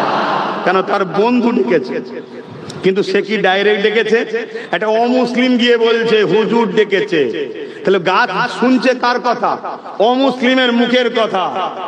চলে এলো তো অমুসলিমের মুখের কথায় হুজুর ডেকেছে, এই খবরটা শুনে যদি গাছ চলে আসতে পারে, মোহাম্মদ রসুলের আম্মাজান যদি বলে আমার মোহাম্মদ গর্ভে আছে, পানি তুলতে কষ্ট হবে, পানি আয়, মাথায় ঢুকছে না? ঢুকে নে, আয়, মোহব্বত করো, ইখতিলাফ করো না, ইখতিলাফ করো না। সবাই যে যার লিডারের প্রচার করে, মিথ্যা মিথ্যা তাও চালিয়ে দিচ্ছে, আর যার প্রশংসা আল্লাহ করছে তাকে নিয়ে ইখতিলাফ করা কি উম্মতে মুহাম্মাদির কাজ? তাহলে জানতে হবে মুসলিম সেজে আব্দুল্লাহ ইবনে উবাই, মুসলিম সেজে মুনাফিক। মাথায় থাকবে তো নাকি? আসেন আর একটু আলোচনা করি। আল্লাহ নবী চাচা জান হযরত আব্বাস রাদিয়াল্লাহু তাআলা হুজুর বলতে লেগেছে, অসুবিধা ছিল তো? আচ্ছা, এটা বলে দিই, দোয়া করতে হবে, মানে শেষ করবো। এ যুবকেরা, তরুণেরা, আল্লাহ নবী চাচা জান আমার রাসূলুল্লাহকে ওয়াজ বলতে লেগেছে, মাওলুদ মিলাদের কথা শোনাতে লেগেছে, একটার পর একটা ওয়াকিয়া শোনাতে লেগেছে। ইয়া রাসূলুল্লাহ, হাবিবাল্লাহ, আপনি যখন দুনিয়ায় আসেন, আম্মা আমিনা বলতে লেগেছে আমার দুনিয়ার জমিনে আমার রেহেম মুবারক থেকে দুনিয়ার কেউ বলে, কোন মা বলে পুত্র সন্তান, কোন মা বলে কন্যা সন্তান, কিন্তু আমি না বলেছি আমার রেহেম মুবারক থেকে দুনিয়ায় একটা নূর এসেছে। ইয়া রাসূলুল্লাহ, হাবিবাল্লাহ, আমি না আরো জানিয়েছে, আমি সেটা শুনেছি, আপনাকে শোনাচ্ছি, রাসূলের চাচা নবীকে শোনাচ্ছে। ইয়া রাসূলুল্লাহ, হাবিবাল্লাহ, আপনার মিলাদের সময়তে আম্মা আমিনা বলতে লেগেছে, আপনি যখন দুনিয়ার জমিনে চলে আসলে পাক পবিত্র হালে রয়েছে, তুমি আমি দুনিয়ায় এলে তোমার আমার গায়ে না পাক ছিল, রক্ত ছিল, কিন্তু আমার রাসূলুল্লাহ পাক পবিত্র হয়ে এসেছে, কোনো না পাক কোনো রক্ত ছিল না। এ যুবকেরা, তরুণেরা, আল্লাহ নবীকে একটা চাদরের উপরে রাখা হলো। আম্মা আমিনা বলতে লেগেছে, রাখতে দেরি, সঙ্গে সঙ্গে আমার মুহাম্মদ কট পিড়ে সিজদায় পড়ে যায়। আল্লাহ পাকের তারই প্রশংসা দীর্ঘক্ষণ করতে লেগেছে। তারপরে মাথাটা তুলে দিয়ে আমার রাসূলুল্লাহ আঙুলটাকে শাহাদাত পরে তুলে এমনি করে ঘোরাতে লেগেছে। আম্মা আমিনা বলেন, আমার বাচ্চার উংলি থেকে নূর এত বেরোতে লেগেছে, মাগরিব মাশরিক পুরো কায়নাত আলোয় আলোকিত হয়ে গেছে।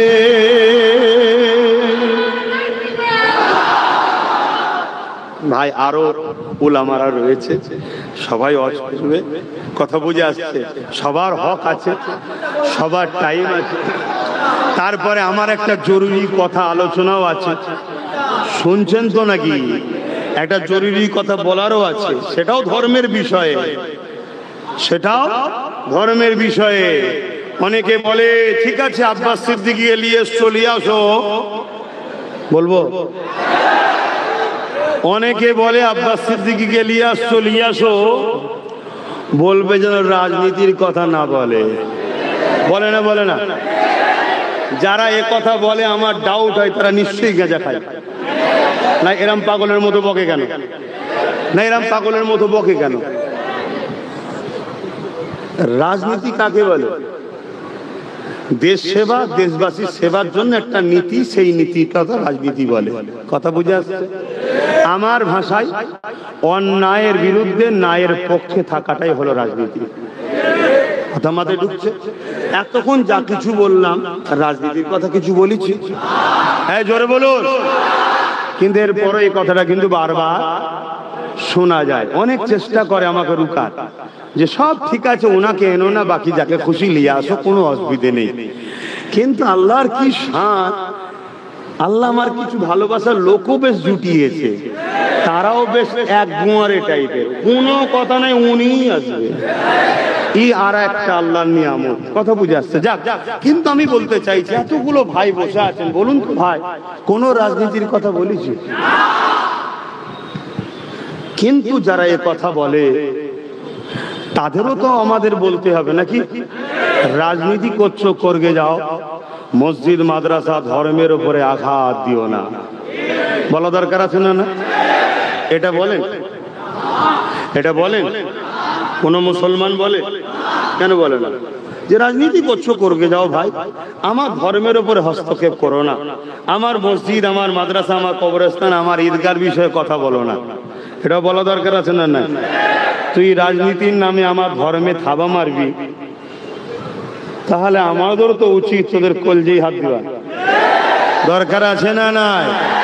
হ্যাঁ, তুই তোর জায়গায় থাকবি, আমি আমার জায়গায় থাকবো, তুই তোর জায়গায় থাক, আমি আমার জায়গায় থাকি, তাহলে ঠিক থাকবো।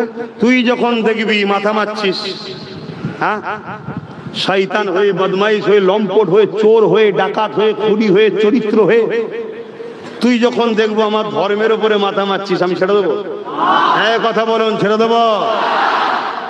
অতএব কোনোভাবেই ছাড়ার জায়গা না। কেন? ছাড়লে নাজাত নাই। কেন? আল্লাহর নবী বললেন, অন্যায় দেখলে হাত দিয়ে রোখো।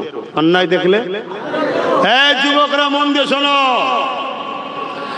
কোটি কোটি লোক তো মরছে, জানাজা হচ্ছে, কবরে কি হচ্ছে খোঁজ রাখো। হ্যাঁ, আল্লাহ নবী বললেন, অন্যায় দেখলে হাত দিয়ে রোখো। যদি হাতে ক্ষমতা না থাকে, মুখ দিয়ে প্রতিবাদ করো। মুখে যদি প্রতিবাদ না থাকে, অন্তর থেকে ঘৃণা করো। এই তিনটের মধ্যে কোনোটা যদি না থাকে, রাসূল বলছে তার মধ্যে ঈমান নাই। আজ কেউ অন্যায় করবে, জুলুম করবে, অত্যাচার করবে, মানবতার বিরুদ্ধে, মনুষ্যত্বের বিরুদ্ধে, ইনসাফের বিরুদ্ধে, কেউ সন্ত্রাসবাদ হবে, জঙ্গিবাদ প্রতিষ্ঠিত করবে, আমার নবীর ইসলাম অনুযায়ী তার বিরুদ্ধে হাত দিয়ে লড়তে হবে, এর নাম ইসলাম। যদি হাত দিয়ে না লড়ো, মুখ দিয়ে প্রতিবাদ করতে হবে, এর নাম ইসলাম। যদি মুখ দিয়ে প্রতিবাদ করতে না পারো, কমসে কম তাদেরকে ঘৃণা করতে হবে। এই তিনটের মধ্যে কোনোটা যদি না থাকে, রাসূল বলছে তার মধ্যে ঈমান নাই। কথা শুনছেন তো নাকি? তাহলে তোমার জন্য কি আমি বেঈমান হয়ে যাব নাকি? সব বিষয়ে প্রতিবাদ করি, সব বিষয়ে কথা বলি, আর অন্যায় অত্যাচারের বিরুদ্ধে বলা যাবে না? একটু আওয়াজ দিচ্ছেন না কেন? এটা আমার ধর্মের হুকুম। এখন বিয়ে বাড়ির দাওয়াতে গেছে একজন 5টা বাচ্চা নিয়ে, আর একজন একা গেছে। কি রে ভাই, আমি একা এসছি আর তুই 5টা বাচ্চা নিয়ে এসছিস? এখন ওই লোকটা যদি মুখের ওপরে বলে দেয় খোদা তোকে মেরে দিয়েছে, তোর ছেলে নেই তো আনবি কি করে? আমার দিয়েছে তাই এনেছি, ভুল কিছু বলবে? অতএব কেউ যদি কার কি আছে না আছে আমার দেখার দরকার নেই, কিন্তু আমার ইসলাম কমপ্লিট না আনকমপ্লিট? তাহলে আমার ইসলাম যখন কমপ্লিট, আমার ইসলামের রাজনীতি আছে না নাই? ওই শিক্ষাটা দেবে কারা? চোর দেবে? মাতাল, ঘুষখোর, গেঁজাখোর, চরিত্রহীন কারা দেবে? নবীর ওয়ারিসরা। শুনছেন না শোনেন না? কিন্তু এরপরও আবার বলছি, এতক্ষণ আলোচনা হলো, কোনো কিছু বলেছি? ব্যাপারটা ঠিক কেমন জানেন? নবীর গোলাম যদি কেউ হয় না, সে যদি চুপচাপও থাকে তাও কিরে মাকড়দের অটোমেটিক স্টপ হয়ে যায়। এটা খোদার পক্ষ থেকে একটা শান। তাই তোমাদেরকেও বলি, নবীর গোলাম হও, নবীর গোলাম হও, নবীর গোলাম হও। আসো একটু হুজুরকে সালাম দিই, তবে একটা বিষয় না বলে গেলে আমি আল্লাহর কাছে ধরা পড়বো। তোর দাওয়াতকে আমি সালাম করি, কিন্তু বলতেই আমাকে হবে। কথা শুনছেন তো নাকি? একটু দাঁড়িয়ে যাও, সালামটাকে দিয়ে নি, তারপরে হবে। ইয়া নবী সালাম।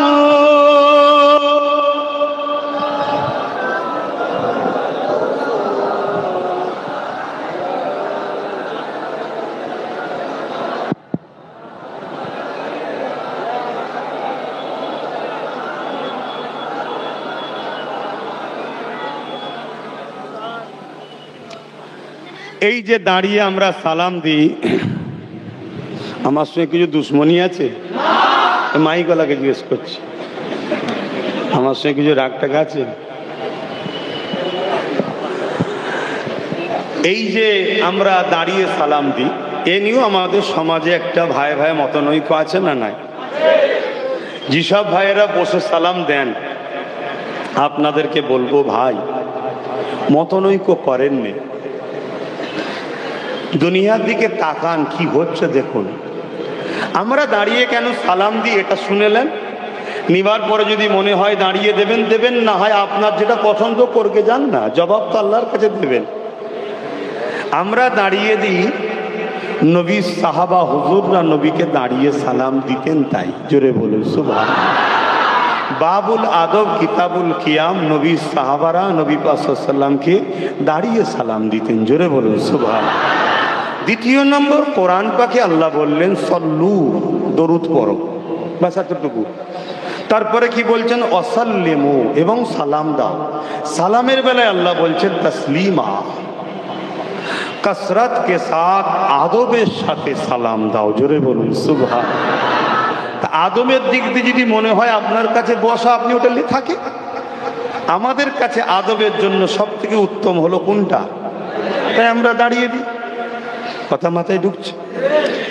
দরুদ আমরা বসে দিই এজন্য, দরুদ পড়লে নেকি হয়, নেকি আমল নামাতে লিখা হয়। ওটা ফারিস্তার কাজ, লিখছে। কিন্তু সালাম দিলে আমার আকা কামলিওয়ালা মদিনাওয়ালা জবাব দেয়, তাই আদবে উত্তরটা লি, জোরে বলুন সুবহানাল্লাহ। এরপরও বলবো, কেউ যদি বসে সালাম দেয় তাদেরকে আমরা কাফের, বেদাতি, বেঈমান বলে ঝগড়া করি না, করি? ফতোয়া দিয়েছি। তাহলে আমরা যদি দাঁড়িয়ে দিই, আপনাদেরও উচিত হবে না আমাদের সঙ্গে ঝগড়া করা।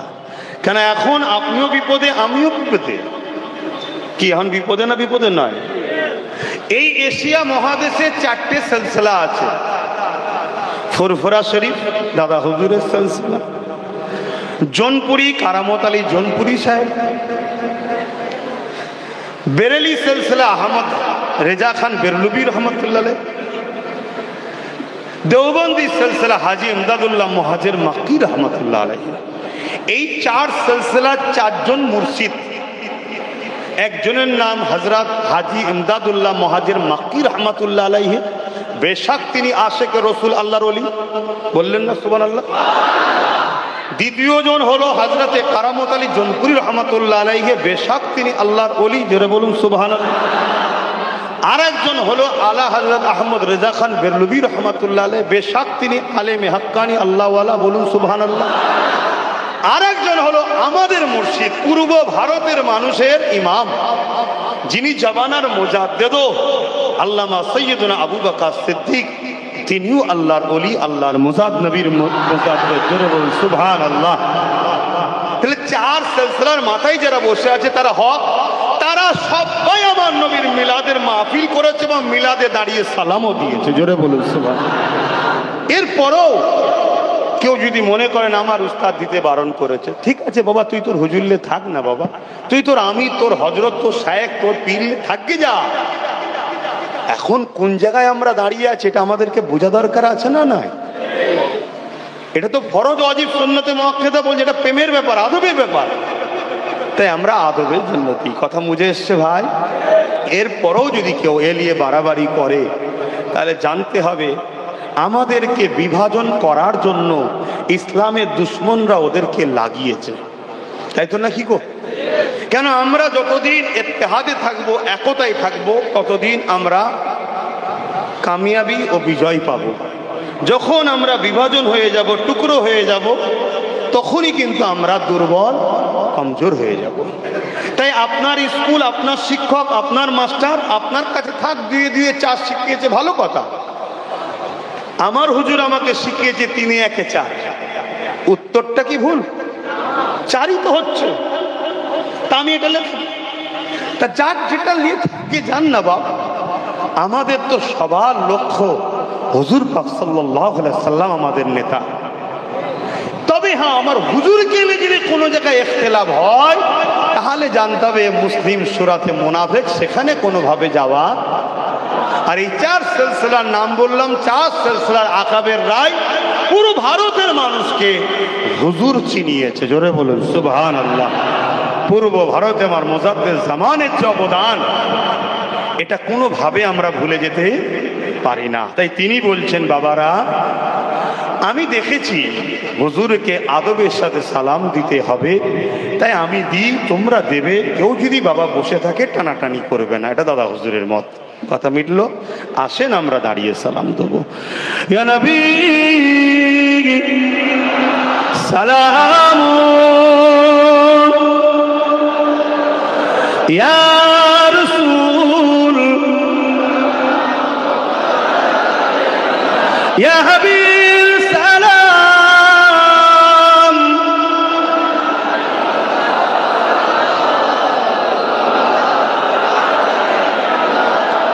ইয়া নবী নাম ও পিয়ারা, ইয়া রাসূল নাম পিয়ারা,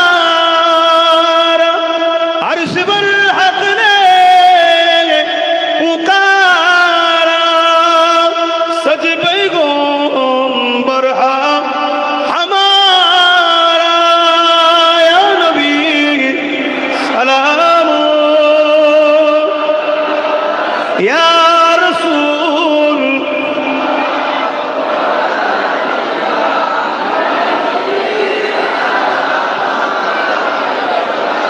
सल्लल्लाहु अलैहि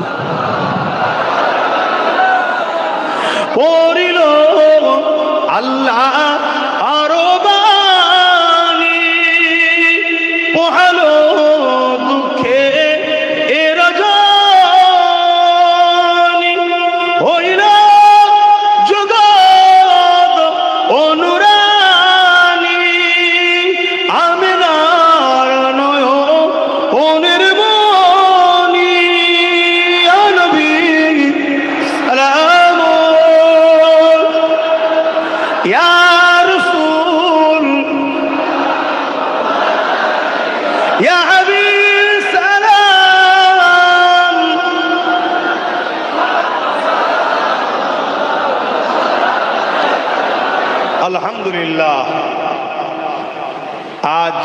আপনারা এতগুলো মানুষ হুজুরের মিলাদের আলোচনার মাহফিলে এসেছেন।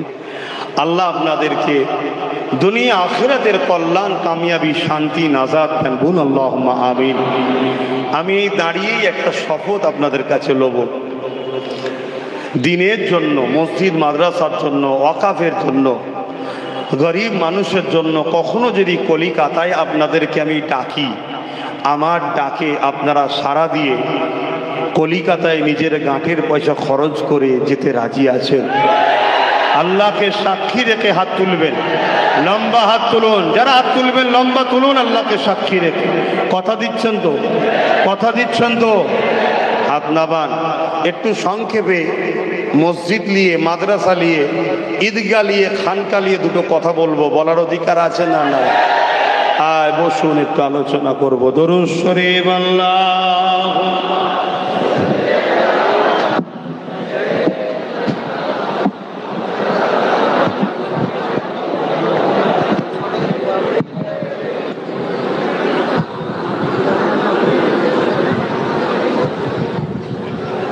বাপজান আমার, শুনছেন বাপজান? আর একটা কথা জানিয়ে দিই, এই পশ্চিম বাংলায় সর্বপ্রথম হুজুরের মিলাদের মেহনাতে, মিলাদ উপলক্ষ করে জুলুস মুজাদ্দেদ জামান দাদা হুজুর রহমাতুল্লাহ আলাইহির 2 খলিফা বার করেছিলেন। বলুন সুবহানাল্লাহ। এটা সব থেকে পুরাতন বাংলায়। কিন্তু আপনারা যদি কেউ করেন, আমাকে কথা নেবেন কি না নেবেন আপনাদের ব্যাপার। উজু হালে, গালে যেন কোনো তাম্বাকু গুটকা না থাকে, এবং রাস্তার মানুষ, পথচারী মানুষের কোনো অসুবিধা না হয়। লাইন যত বড় হয় হোক গে যাক, একটার পর একটা, একটার পর একটা সৌন্দর্য যেন সবাই দেখে বলে, দেখ মুহাম্মদ সাল্লাল্লাহু আলাইহি ওয়াসাল্লামের অনুসারীরা এত লোক বেরিয়েছে, অথচ কোনো মানুষের যাতায়াতের অসুবিধে করলো না, শান্তিভাবে গেল। হুজুরের আগমনের মেসেজ ছড়াতে ছড়াতে ছড়াতে ছড়াতে শান্তির বার্তা। কেন? হুজুর শান্তির নবী, রহমতের নবী, মানবতার নবী, ইনসাফের নবী, মানব কল্যাণের নবী, সর্বধর্মের মানুষের ভালোবাসার নবী। জোরে বলুন সুবহানাল্লাহ। মুহাম্মদ সাল্লাল্লাহু আলাইহি ওয়াসাল্লাম শুধু মুসলমানদের নয়, প্রত্যেকটা মানুষের তিনি মুহাম্মদ সাল্লাল্লাহু আলাইহি ওয়াসাল্লাম। জোরে বলুন সুবহানাল্লাহ। অতএব তাই এগুলো মাথায় রেখে শান্তিভাবে যদি আপনারা করেন, যেভাবে পিরানে তরিকাত ওলিয়া উলিয়ারা করেছেন, আমি আবার বলছি, তাতে কোনো রকম সমস্যা নাই। কিন্তু আজ জুলুসের নামে সোশ্যাল মিডিয়ায় যা দেখা যায়, যেটা কোনোভাবে ইসলাম ইজাজত দেয়নি, উপরন্তু ইসলামের নামে, নবীর নামে যে মিথ্যা কাজটা হচ্ছে, আমার সন্দেহ হয় ঈমান না চলে যায়। কথা শুনছেন তো নাকি? এই রকম যেন না হয়ে যায়, এটা মাথায় রাখবেন। আসুন আমি দোয়া করব। তার আগে একটা ছোট্ট কথা যেটা বলছিলাম, মসজিদ আমার ধর্মের, মসজিদ আমার ধর্মের পেহচান, তাই তো নাকি?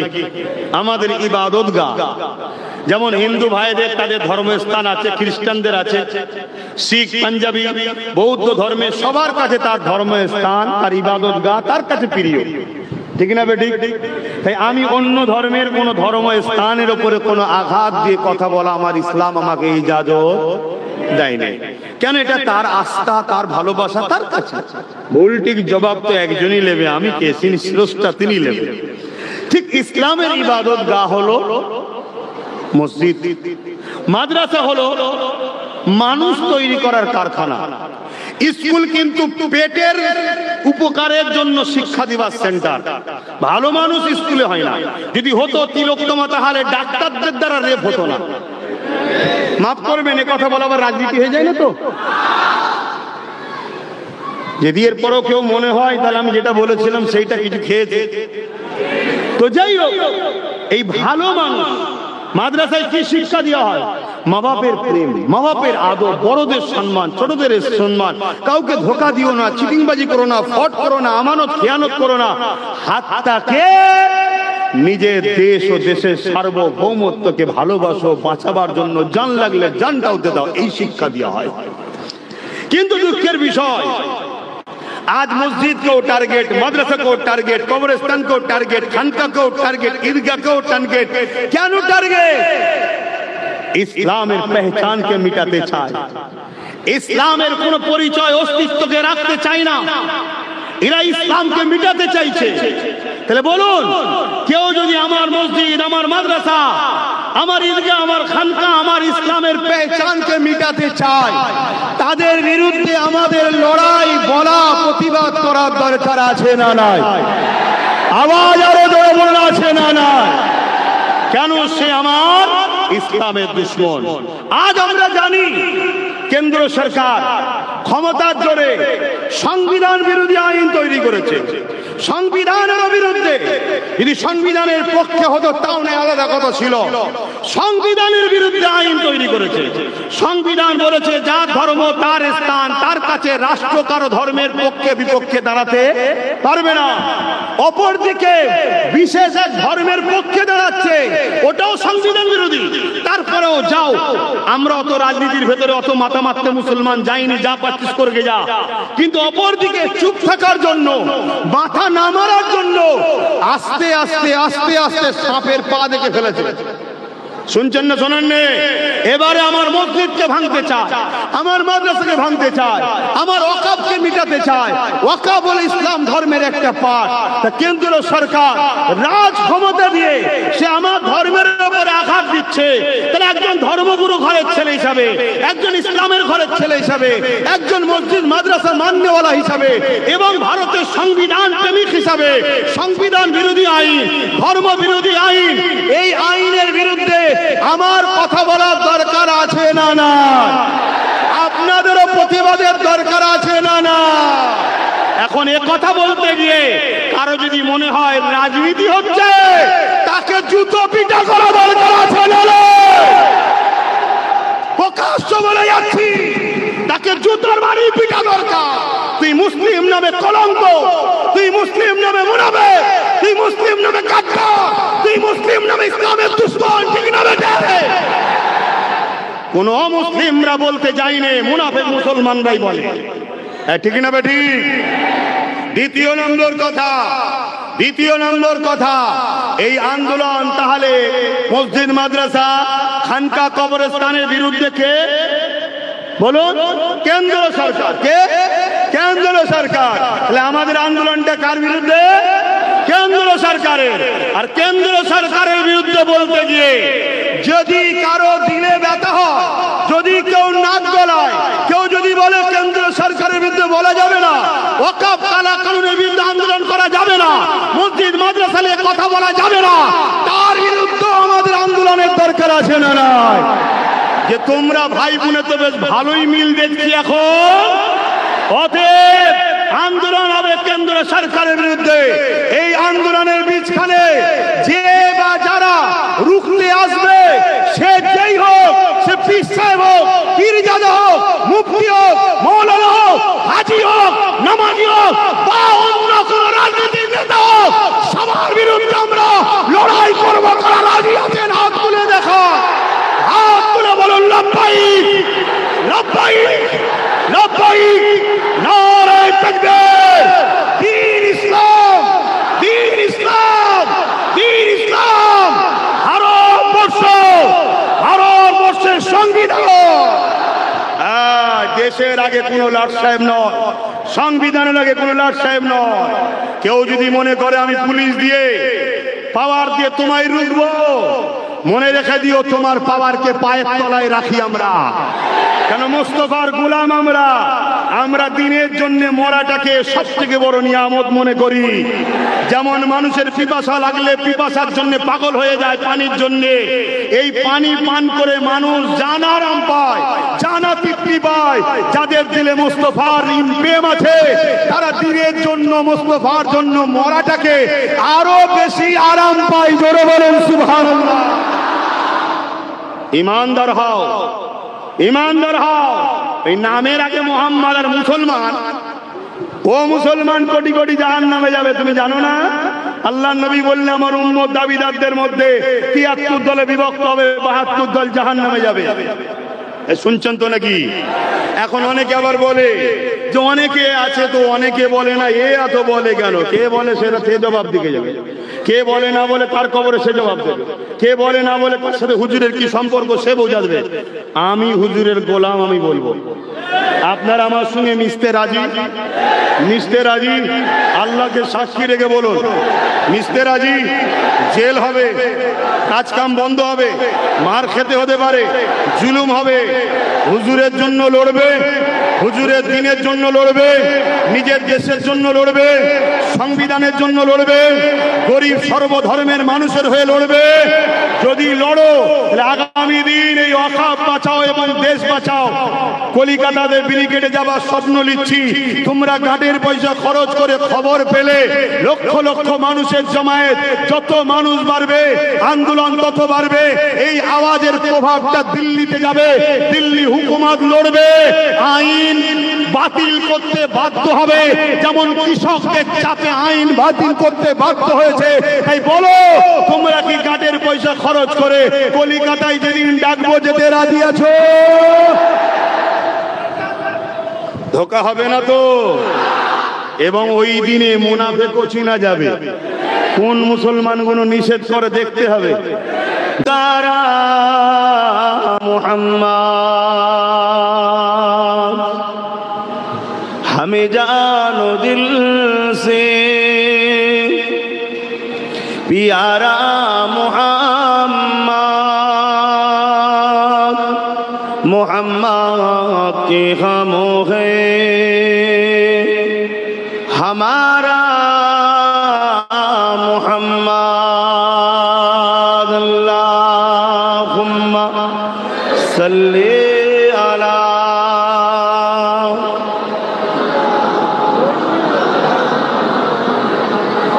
على سيد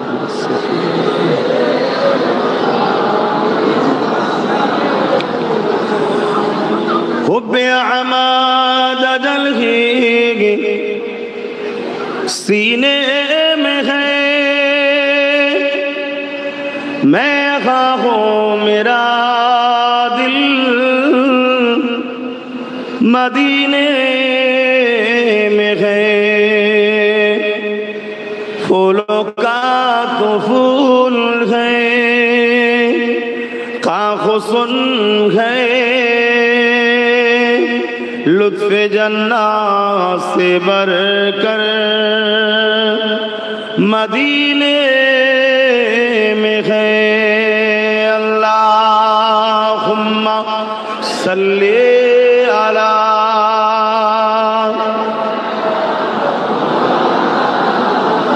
ولا آله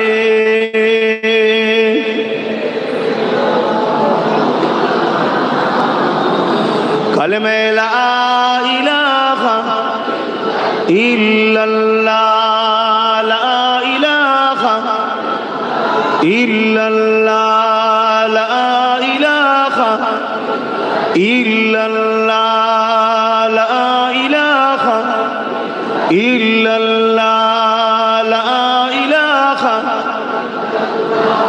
ला इलाहा इल्लल्लाह।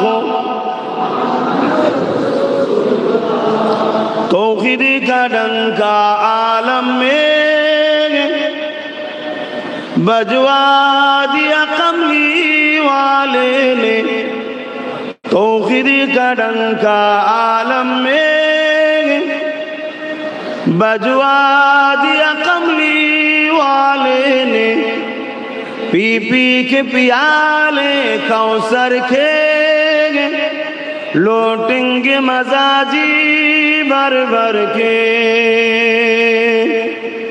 इन्ना आतैना कल कौसर फरमा दिया कमली वाले ने, दीन मिला ईमान मिला, पढ़ने के लिए कुरान मिला, जो कुछ देने का सब कुछ दिलवा दिया कमली वाले আলেনে বলো লা ইলাহা ইল্লাল্লাহ লা ইলাহা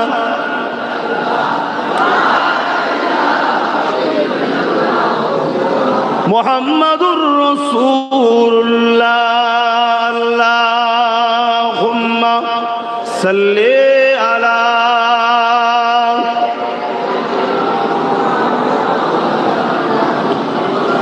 ওয়ালা আলি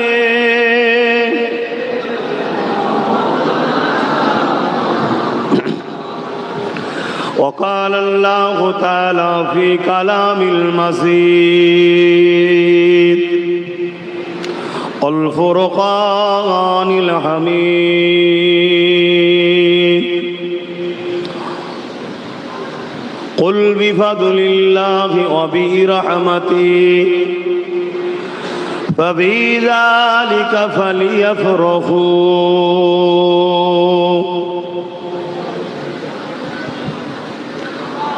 وقال الله تعالى في كلام المزيد والفرقان الحميد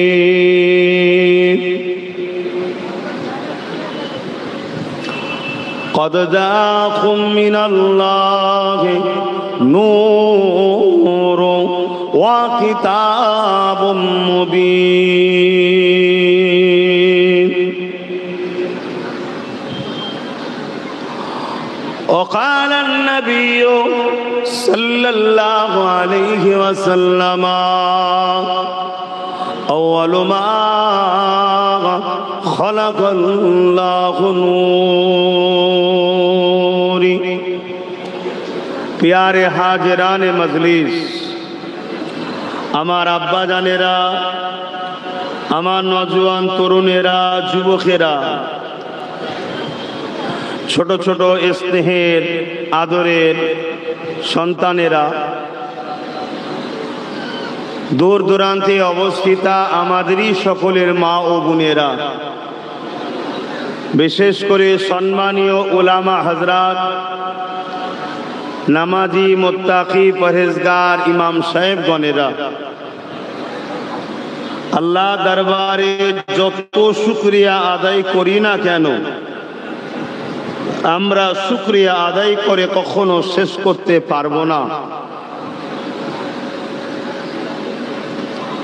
তাম পৃথিবীর পানিগুলোকে যদি কালি বানানো হয় আর গাছগুলোকে যদি কলম বানানো হয় তথাপিও লিখে লিখে লিখে লিখে আল্লাহর শুকরিয়া আদায় শেষ করতে আমরা পারবো না। এই দুটো চোখ বড় নিয়ামত না নিয়ামত নয়? দুটো হাত, দুটো পা, দুটো কান, দুটো কিডনি, হার্ট, জান, দিমাগ, ব্রেন সবটাই আমাদের কাছে নিয়ামত। এই শুকরিয়াও শেষ করতে পারবো না আদায় করে। প্রত্যেকটা নবী আলাইহিস সালামও মানুষ্য জাতির জন্য, ইনসাফের জন্য, ইনসানিয়াতের জন্য আল্লাহর বড়ই নিয়ামত।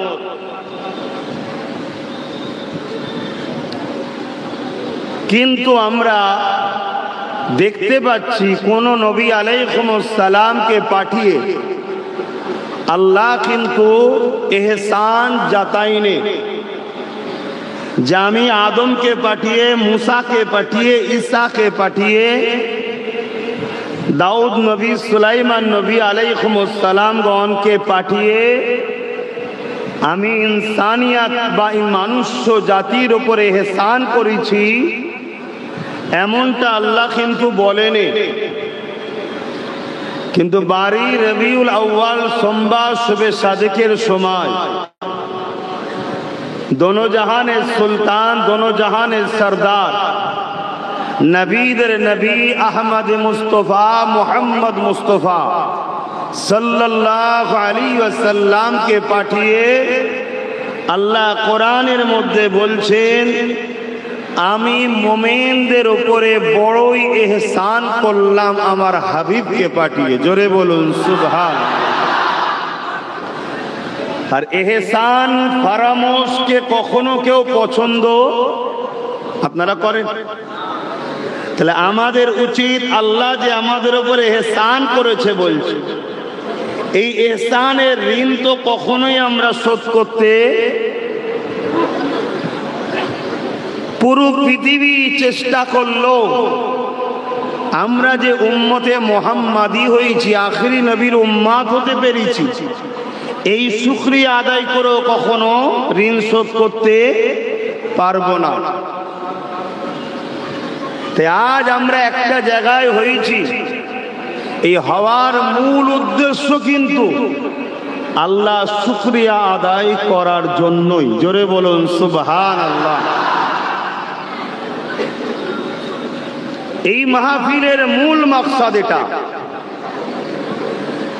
পাশাপাশি এই মাহফিলকে আমরা সাধারণত বাংলায় বিশ্বনবী দিবস বলে আসছি, কিন্তু আমার নবী বিশ্বনবী নয়, আমার নবী কুল কায়নাতের নবী। জোরে বলুন সুবহানাল্লাহ। বিশ্ব তো বড় ছোট জায়গা, আমরা বিশ্ব বলতেই পৃথিবীকেই বুঝি, যে পৃথিবী প্রথম আসমানের কাছে একটা ফুটবলের থেকেও ছোট। মহান স্রষ্টা রব্বুল আলামিন এই পৃথিবীর ন্যায় কয়েক lakh crore million billion Galaxy তৈরি করে রেখেছে। সব থেকে নিম্ন জান্নাত যাদেরকে দেবে, জমিন আসমানের বিছখানে যে ফাঁকা জায়গা, এই বিশাল এলাকা নিয়ে এত বড় বড় জান্নাত এক একজনকে দেবে। জোরে বলুন সুবহানাল্লাহ। আপনার আমার 8 GB মেমোরিতে যদি 10 GB লোড করা হয়, হ্যাং যেমন হয়ে যায়, আল্লাহর কুদরত যদি এই ব্রেনে বেশি চাপ দেন, ব্রেন নগিয়ার নিচেই থাকবে না, আউট হয়ে যাবে। এজন্যই আমাদেরকে আমানতু বিল্লাহ, আল্লাহর উপরে ঈমান আনতে হয়েছে। তিনি সর্বশক্তিমান, তিনি হলেন আল্লাহু সাইয়্যুন কাদির, যিনি শুধু হুকুম করে কাফ আর নুন কুন মামানা হো যা, ফায়াকুন সঙ্গে সঙ্গে হয়ে যায়। জোরে বলুন সুবহানাল্লাহ। নিজের দিকে তাকান না, কত সুন্দর করে আল্লাহ আমাদেরকে বানিয়েছে। মুসলিম হোক, হিন্দু হোক, আদিবাসী হোক, সাঁওতাল হোক, খ্রিস্টান হোক, মতুয়া হোক, যেই হোক, মানুষ হলো শ্রেষ্ঠ মখলুক। মানুষের মতো সুন্দর কোনো জিনিসকে তিনি বানাননি, কিন্তু আমরা একটা ফুলেরই দিবানা হয়ে গেছি, কিন্তু নিজেকে চিনতে পারলাম না যে আমরা কত সুন্দর। এবং আমাদেরকে সর্বশক্তিমান করেছে, সর্বকিছুর উপরে জ্ঞান দিয়েছে।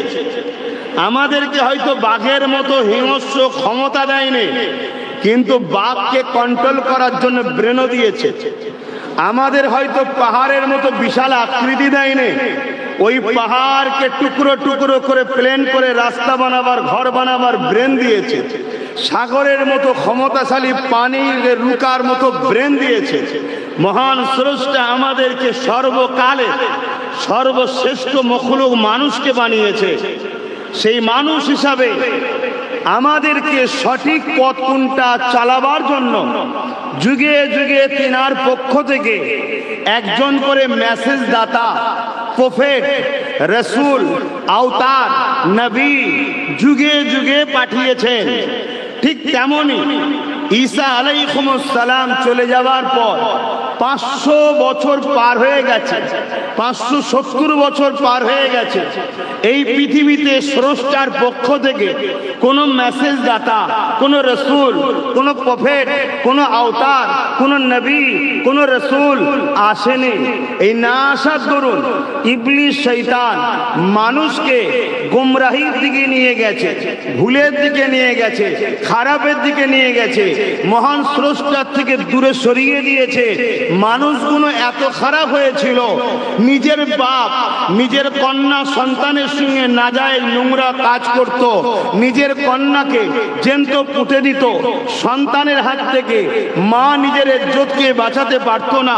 পৃথিবীর রাজা মহারাজারা মানুষের খোদা সেজে প্রভু সেজে বসে গেল, মানুষ তাদের দাসদাসী হলো, তাদের বাড়ির বেটিগুলো রাজাদের চামচাদের রাখেল হয়ে গেল। এইভাবে পুরো পৃথিবী জুড়ে রোম থেকে শুরু করে, পারস্য থেকে শুরু করে, আরব থেকে শুরু করে, হিন্দ থেকে শুরু করে পুরো পৃথিবী জুড়ে মানুষগুলো দুপায়ে পশুর থেকেও নিকৃষ্ট কর্মসূচিতে আগিয়ে গেল, নিকৃষ্ট হয়ে গেল। পুরো পৃথিবীতে অশান্তির দাবানল চলেছে। ভূমিকাটা প্রথম বোঝে। পুরো পৃথিবীতে অশান্তির দাবানল চলেছে। যুবকরা মন দিয়ে শোনো, এই সময় পৃথিবী ধ্বংসের দিকে, খুন আম হয়ে গেছে, ধর্ষণ ফ্যাশন হয়েছে। বাজারে আলু পটলের মতো গরিবের ঘরের মেয়েদের বিক্রি হতো, গরিবের ঘরের ছেলেদের কোমরে বেড়ি পরিয়ে বাজারে নিলামে তোলা হতো। এক কথায় মানুষ শান্তির জন্য অপেক্ষায়, কেউ একজন আসবে আমাদেরকে বাঁচাবে, কেউ একজন আসবে বিপদ থেকে মুক্ত করবে। সন্ত্রাসবাদ, জঙ্গিবাদ, ফ্যাসিসবাদ, জুলুম অহরহ হয়ে গেছে। ঠিক এই সময়েতেই, এই মাসের 12 তারিখে 570 খ্রিস্টাব্দে সোমবার শবে সাদেকের সময় 12 রবিউল আউয়ালে মক্কা শরীফে, মক্কা নগরীতে হযরতে আব্দুল্লাহ হুজুরের ঘরে আম্মা আমিনার কোলে আল্লাহ একটা নূর পাঠালেন। জোরে বলুন সুবহানাল্লাহ, আরো খুশিতে বলুন সুবহানাল্লাহ, বলুন আল্লাহু আকবার। আল্লাহ বড়ই, আল্লাহ। একটু বলতেও দেন, একটু বলতেও দেন। অবশ্যই স্লোগান দেওয়া ভালো, তবে নিজের পাড়ায় নিজের ধর্ম করবেন, অন্যের পাড়ায় নয়। কারণ কিছু মানুষ দেখেছি সারা জায়গায় চুপ করে থাকে, আর অন্য পাড়ায় এলে তকবির দিতে মন যায়। এখনো খব্বিশিপনা ছাড়া আর কিছু নয়, বদমাইশি ছাড়া আর কিছু নয়। ধর্ম লোককে দেখিয়ে করে লাভ নেই, ধর্ম স্রষ্টাকে দেখিয়ে করো। কেন? যাদা লোক দেবে না, স্রষ্টা দেবে। অতএব তার খুশির জন্য যতটুকু করো তার জন্য করো, দুনিয়ার জন্য হাজারো করে কোনো লাভ নাই। হুজুর পাক সাল্লাল্লাহু আলাইহি সাল্লাম এসেছেন। এই হুজুর আসাতে পুরো পৃথিবী অন্যায়, অত্যাচার, জুলুম, রেপ, খুন, দাঙ্গা, ফাসাদ, বদমাইশি, অত্যাচার 23টা বছরের মধ্যে পুরো পৃথিবীর বুকে মানুষকে অন্যায় খতম করে, অন্যায়কে মিটিয়ে দিয়ে মানুষ্য জাতিকে ন্যায়, সত্য, সাম্য প্রতিষ্ঠিত করে সেই রাস্তায় চালানো শুরু করিয়েছে। জোরে বলুন সুবহানাল্লাহ, বলুন। এই মহান হস্তি আসাতে মানুষ জাতি বেঁচেছে, পৃথিবী বেঁচেছে, ইনসাফ পেয়েছে, ইনসানিয়ত পেয়েছে, মনুষ্যত্ব জেগেছে, নারীর অধিকার পেয়েছে, নারী হত্যা বন্ধ হয়েছে, খুন খারাপি বন্ধ হয়েছে। এই ব্যক্তি হস্তি আসাতে পৃথিবীর বুকে সাম্য প্রতিষ্ঠিত হয়েছে। বলুন, সেই হুজুর আসাতে আমরা খুশি না বেজার? তাহলে সেই খুশিটাকেই আরবিতে বলা হয়, বলুন, ঈদ। কিন্তু আমার ভাইদের মধ্যে কিছু কিছু ধারণা আছে ঈদ তো দুটো। এটা একটা ভুল ধারণা। আরাফাতের দিনটাও ঈদের দিন, জুম্মার দিনটাও ঈদের দিন। ঈসা আলাইহিস সালামের কাছে যেদিন জান্নাত থেকে দস্তখান খানা এসেছিল সেই দিনটাও ঈদের দিন। মনে রাখবেন, রবিউল আউয়ালের ফজিলত এবং 12 রবিউল আউয়ালের গুরুত্ব এতটাই, যদি আপনাদের ধৈর্য থাকে একটু বলি, ধৈর্য আছে তো নাকি? কেন আমাদের মধ্যে ভুল থাকতে পারে, ভুলটা ভেঙে লিয়া দরকার, ভুলটা ভেঙে লিয়া দরকার। আমরা নিশ্চয়ই জানি রমজান মাসে একটা দিন আছে, একটা রাত আছে যাকে বলা হয় কদরের রাত, তাই তো? এই কদরের রাতের ফজিলত কত? এক রাত সমান 1000 মাসের ইবাদতের ফজিলত। বলুন সুবহানাল্লাহ। কম বেশি 100 বছর, কম বেশি। তাহলে আমরা কত কদর পেয়েছি ভেবে দেখুন। তা কেন এই রাতের গুরুত্ব এত? এই রাত্রিরে কোরআন শরীফ এসেছিল, জোরে বলুন সুবহানাল্লাহ। কোরআন নাজিল হওয়ার জন্য কদরের রাতের মাকাম এত, এক রাত্রির মাকাম 1000 মাসের ইবাদতের সমতুল্য, জোরে বলুন সুবহানাল্লাহ। তাহলে যে রাত্রিরে কোরআন এসেছে সেই রাতের মাকাম এত, তার জন্য পুরো রোজার মাসেরও মাকাম হয়েছে। তাহলে বলুন কোরআন পেয়েছি জিনার উসিলায়, যিনি সাহেবে কোরআন, সেই নবী পাক সাল্লাল্লাহু আলাইহি সাল্লাম যেদিন এসেছে সেই রাত বা সেই দিনের মাকামটা তাহলে কত, জোরে বলুন সুবহানাল্লাহ।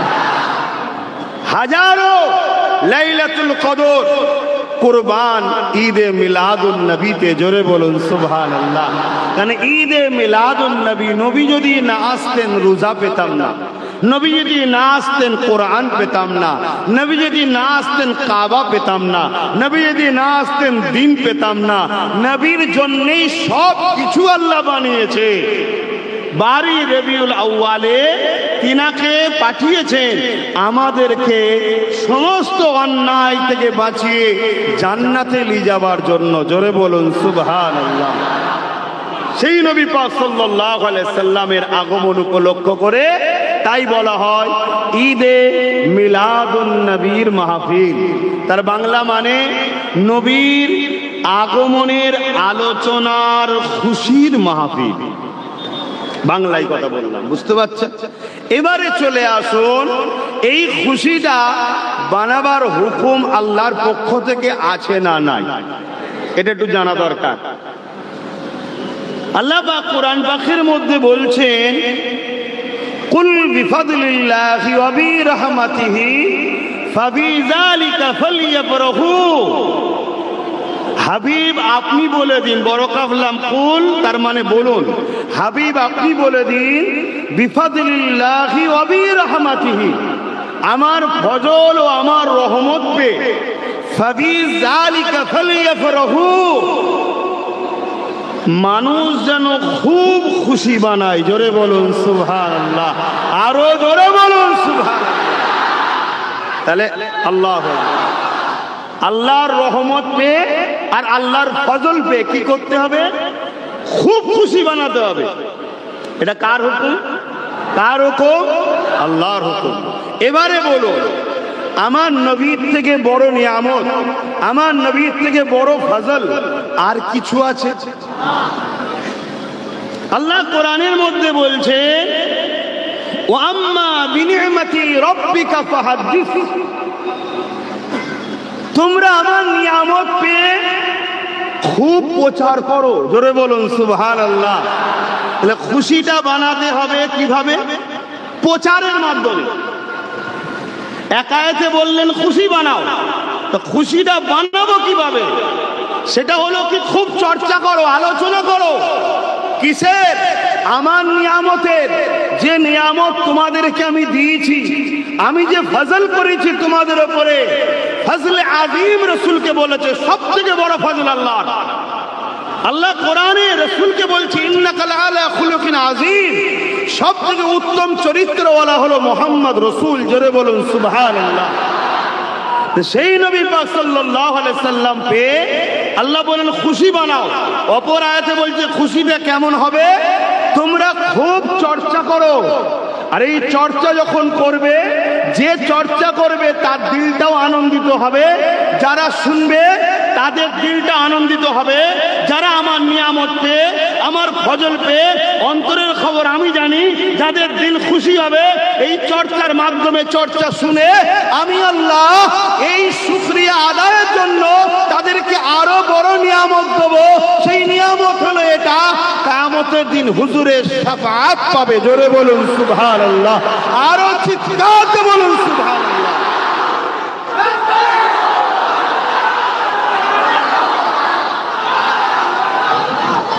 তাহলে বলুন, ঈদে মিলাদুন নবী আমাদের চলবে না চলবে না? কেউ যদি বাড়াবাড়ি করে, ডিজে লাগিয়ে শরিয়ত বিরোধী কাজ করে, সেটা তার ভুল। কিন্তু তা বলে আল্লাহর বিধান অনুযায়ী যদি আমরা বসে সুন্দর করে সাজিয়ে লাইটিং করে আমরা সবাই এসে বসলাম, কেউ এসে হুজুরের আলোচনা করবে, আমরা শুনবো, শুনে খুশি হয়ে আল্লাহর প্রশংসা করব যে আল্লাহ অবশ্যই আপনি পাক পবিত্র, সমস্ত দুর্বল কমজোর সর্বদিক দিয়ে আপনি পাক পবিত্র। আমরা বলবো আল্লাহু আকবার, আপনি সব থেকে বড় মহান, এই আনন্দ প্রকাশ করব। এটা তো আল্লাহর বিধান, আল্লাহর হুকুম। জোরে বলুন সুবহানাল্লাহ।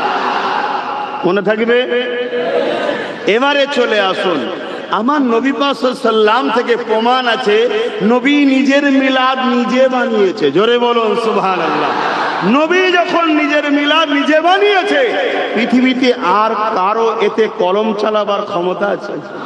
কিন্তু দুর্ভাগ্যের বিষয়, পৃথিবী জুড়ে একটা ষড়যন্ত্র চলছে। আপনাদের ধৈর্য আছে তো? কেন আমি দেখছি সব যুবক, আমি এতটুকু বলতে পারি যুবকদের উদ্দেশ্যে, হুজুরের সঙ্গে জুড়ে যাও। আজ তোমার মধ্যে অনেক বুড়াই আছে, তোমার লেবাসে, তোমার কথাতে, তোমার চালচলনে, তোমার লাইফ স্টাইলে অনেক ভুল আছে, স্বীকার করছি। কিন্তু হুজুরের সঙ্গে যদি জুড়তে পারো, একদিন তোমাকে আল্লাহ পরিবর্তন করিয়ে জান্নাত যাবার উপযুক্ত বানিয়ে দুনিয়া থেকে তুলবে। জোরে বলুন সুবহানাল্লাহ। কারণ এই পৃথিবীতে আমরা এমনও ব্যক্তিকে দেখেছি যারা হালকা বয়সে সুদের পর্যন্ত কারবার করত, সুদের।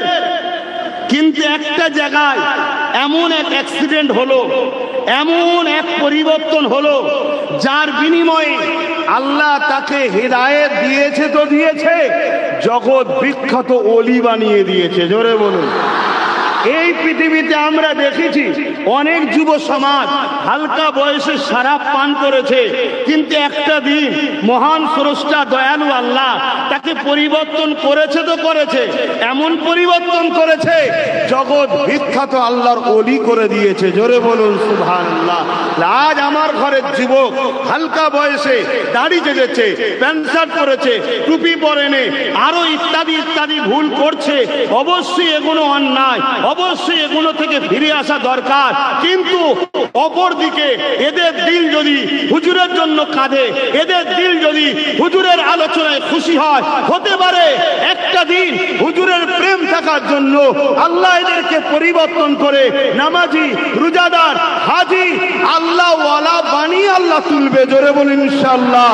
বলুন ইনশাআল্লাহ। আল্লাহ পারে না? পারে না? আওয়াজ দিয়ে বলুন, পারে না? পারে না?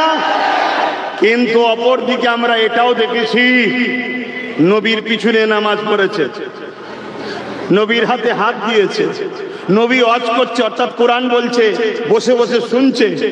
এই দাড়ি, মাথায় পাগড়ি, বড় জুব্বা, হুজুরের সঙ্গে রোজা রেখেছে, হুজুরের সঙ্গে হজ করেছে, হুজুরের সঙ্গে জিহাদের মাঠে গেছে, দান করেছে। কোরআন তাকে জাহান্নামী ঘোষণা দিয়েছে। নাম তার আব্দুল্লাহ ইবনে উবাই, রাইসুল মুনাফিক। শুনছেন তো? কেন? তার সব ছিল, হুজুর ছিল না। অবশ্যই ওই গাছটা সব থেকে ভালো গাছ যে গাছের পাতা, ডাল, ফল, মূল আছে, ঠিক না বেটি? কিন্তু কারো একটা গাছের ডালপালা ছেটে দিয়েছে, মূলটা রয়েছে, আজ ডালপালা নেই, কাল গজাতে পারে না? পারে না? কেন? মূল যখন আছে। কিন্তু অপরজনের ডালপালা সবই আছে, মূলটা কেটে দিয়েছে, ও গাছ আর জীবনে গজাবে? অর্থাৎ মূলটা হলো ঈমান, ডালপালা, পাতা, ফল, মূল, দাড়ি, টুপি, নামাজ, রোজা, হজ, যাকাত, দান, খায়রাত। অবশ্যই যার দুটো আছে সে তো 100% কামিয়াবি। কিন্তু কারো মূল আছে, বাকিটা নাই, এ বেকার নয়।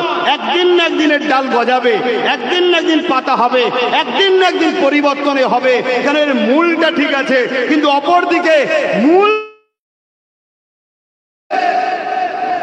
বাকি সব থেকেও আর হবে। আমি কি বুঝাচ্ছি? বুঝছেন তো? হুজুরের মিলাদে যারা বসেছো, তোমরা বড় সৌভাগ্যবান, না হয় এত সহজ নয় তোমরা এখানে যে বসতে পারো। এটা নিজেদের কৃতিত্ব নয়। এই সমাজে হাজারো মুসলিম ছেলে এই মিলাদুন নবীর বিরোধী করে। এই সমাজে হাজারো মুসলিম ছেলে মিলাদুন নবীর নামে নবীর শান আজমত মর্যাদাকে সমাজের কাছে ছোট করছে, এমন তারা বেশরিয়াতি কাজ করছে। সমাজে আমার নবীর মেসেজটা খারাপ যাচ্ছে। ওই দুটো থেকেই বাঁচিয়ে তোমাকে আল্লাহ সাহাবা হুজুরদের সুন্নতের উপরে রেখেছে। জোরে বলুন সুবহানাল্লাহ। আসো আলোচনা করছি। প্রথমে বলেলি আমার নবী নিজের মিলাদ নিজে বানিয়েছে। আল্লাহ নবী প্রতি সোমবার দিন রোজা রাখতেন। বলুন সুবহানাল্লাহ। কেন সোমবার দিন আমার নবী আগমন করেছিলেন? আমরা অনেকে বলি জন্মগ্রহণ করেছিলেন। বাংলাতে জন্ম হয় ঠিকই, মৌলুদ মানে বাংলা থেকে বলে নবজাতক শিশুর জন্ম, কিন্তু আমার নবীর শানে সব বাংলা আবার চলে না। কেন? নবী তো আর আমাদের মতো নয় না। তাই নবী পাক সাল্লাল্লাহু আলাইহি ওয়াসাল্লামের জন্ম কথাটা বলাটা ঠিক আদবের দিকে কেমন লাগে, তাই উপস্থিত হয়েছিলেন, আগমন করেছিলেন। কেন? আমার নবী তবে থেকে নবী যখন আদম সফিউল্লাহ পানি কাদার সঙ্গে মিলেছিল তারও হাজারো সাল আগে আমার নবী নবী ছিলেন। জোরে বলুন সুবহানাল্লাহ। এটাও আমাদের অনেকের মধ্যে ধারণা 40 বছর বয়সে নাকি আমার নবী নবী হয়েছে। বলুন নাউজুবিল্লাহ। এটা একটা চরম মিথ্যা কথা এবং কুফরি কথা। এই কথার উপরে বিশ্বাস রাখলে ঈমান চলে যাবে। আল্লাহ আমাদেরকে হিদায়াত দেন। বলুন আমিন। খুব ভালো করে বোঝেন, মুজিজা বোঝেন? মুজিজা শুনেছেন তো? অর্থাৎ ওলিদের দ্বারা হয় কারামত, আর নবীদের দ্বারা অর্থাৎ এমন কিছু ঘটনা যেটা অসম্ভব, অসম্ভব ঘটনা সম্ভব হয়, এমন কিছু ওয়াকিয়া যাতে সামনেওয়ালাকে আজিজ অ্যাট্রাকশন করা যায়। এই ঘটনা যেটা নবীদের দ্বারা হয় সেটাকে বলা হয় মুজিজা, আর ওলিদের দ্বারা যেটা হয় সেটাকে বলা হয় কারামত। যেমন খাজা হুজুর লুটা দিয়েছিল পুরো আনাসাগরের পানি লুটার মধ্যে, এটাকে কি বলা হয়? কারামত। আর নবীদের দ্বারা এরকম কিছু ঘটলে সেটাকে কি বলা হয়? মুজিজা। আমার নবী পাক সাল্লাল্লাহু আলাইহি সাল্লামের সিনা চাক হয়েছিল ছোটবেলায়, জানেন তো নাকি? এটাকে মুজিজা বলা হয়। জোরে বলুন সুবহানাল্লাহ। তাহলে নবী যদি না থাকতেন তাহলে মুজিজা হলো কি করে? শুনছেন তো নাকি? তাহলে আমার নবী কবে থেকে নবী? হ্যাঁ, কবে থেকে? আচ্ছা, এই যে একটু আগে রাখলাম, একটু সাইডে যাচ্ছে। আমার নবী কবে থেকে নবী এটা একটু বলেলি, তারপর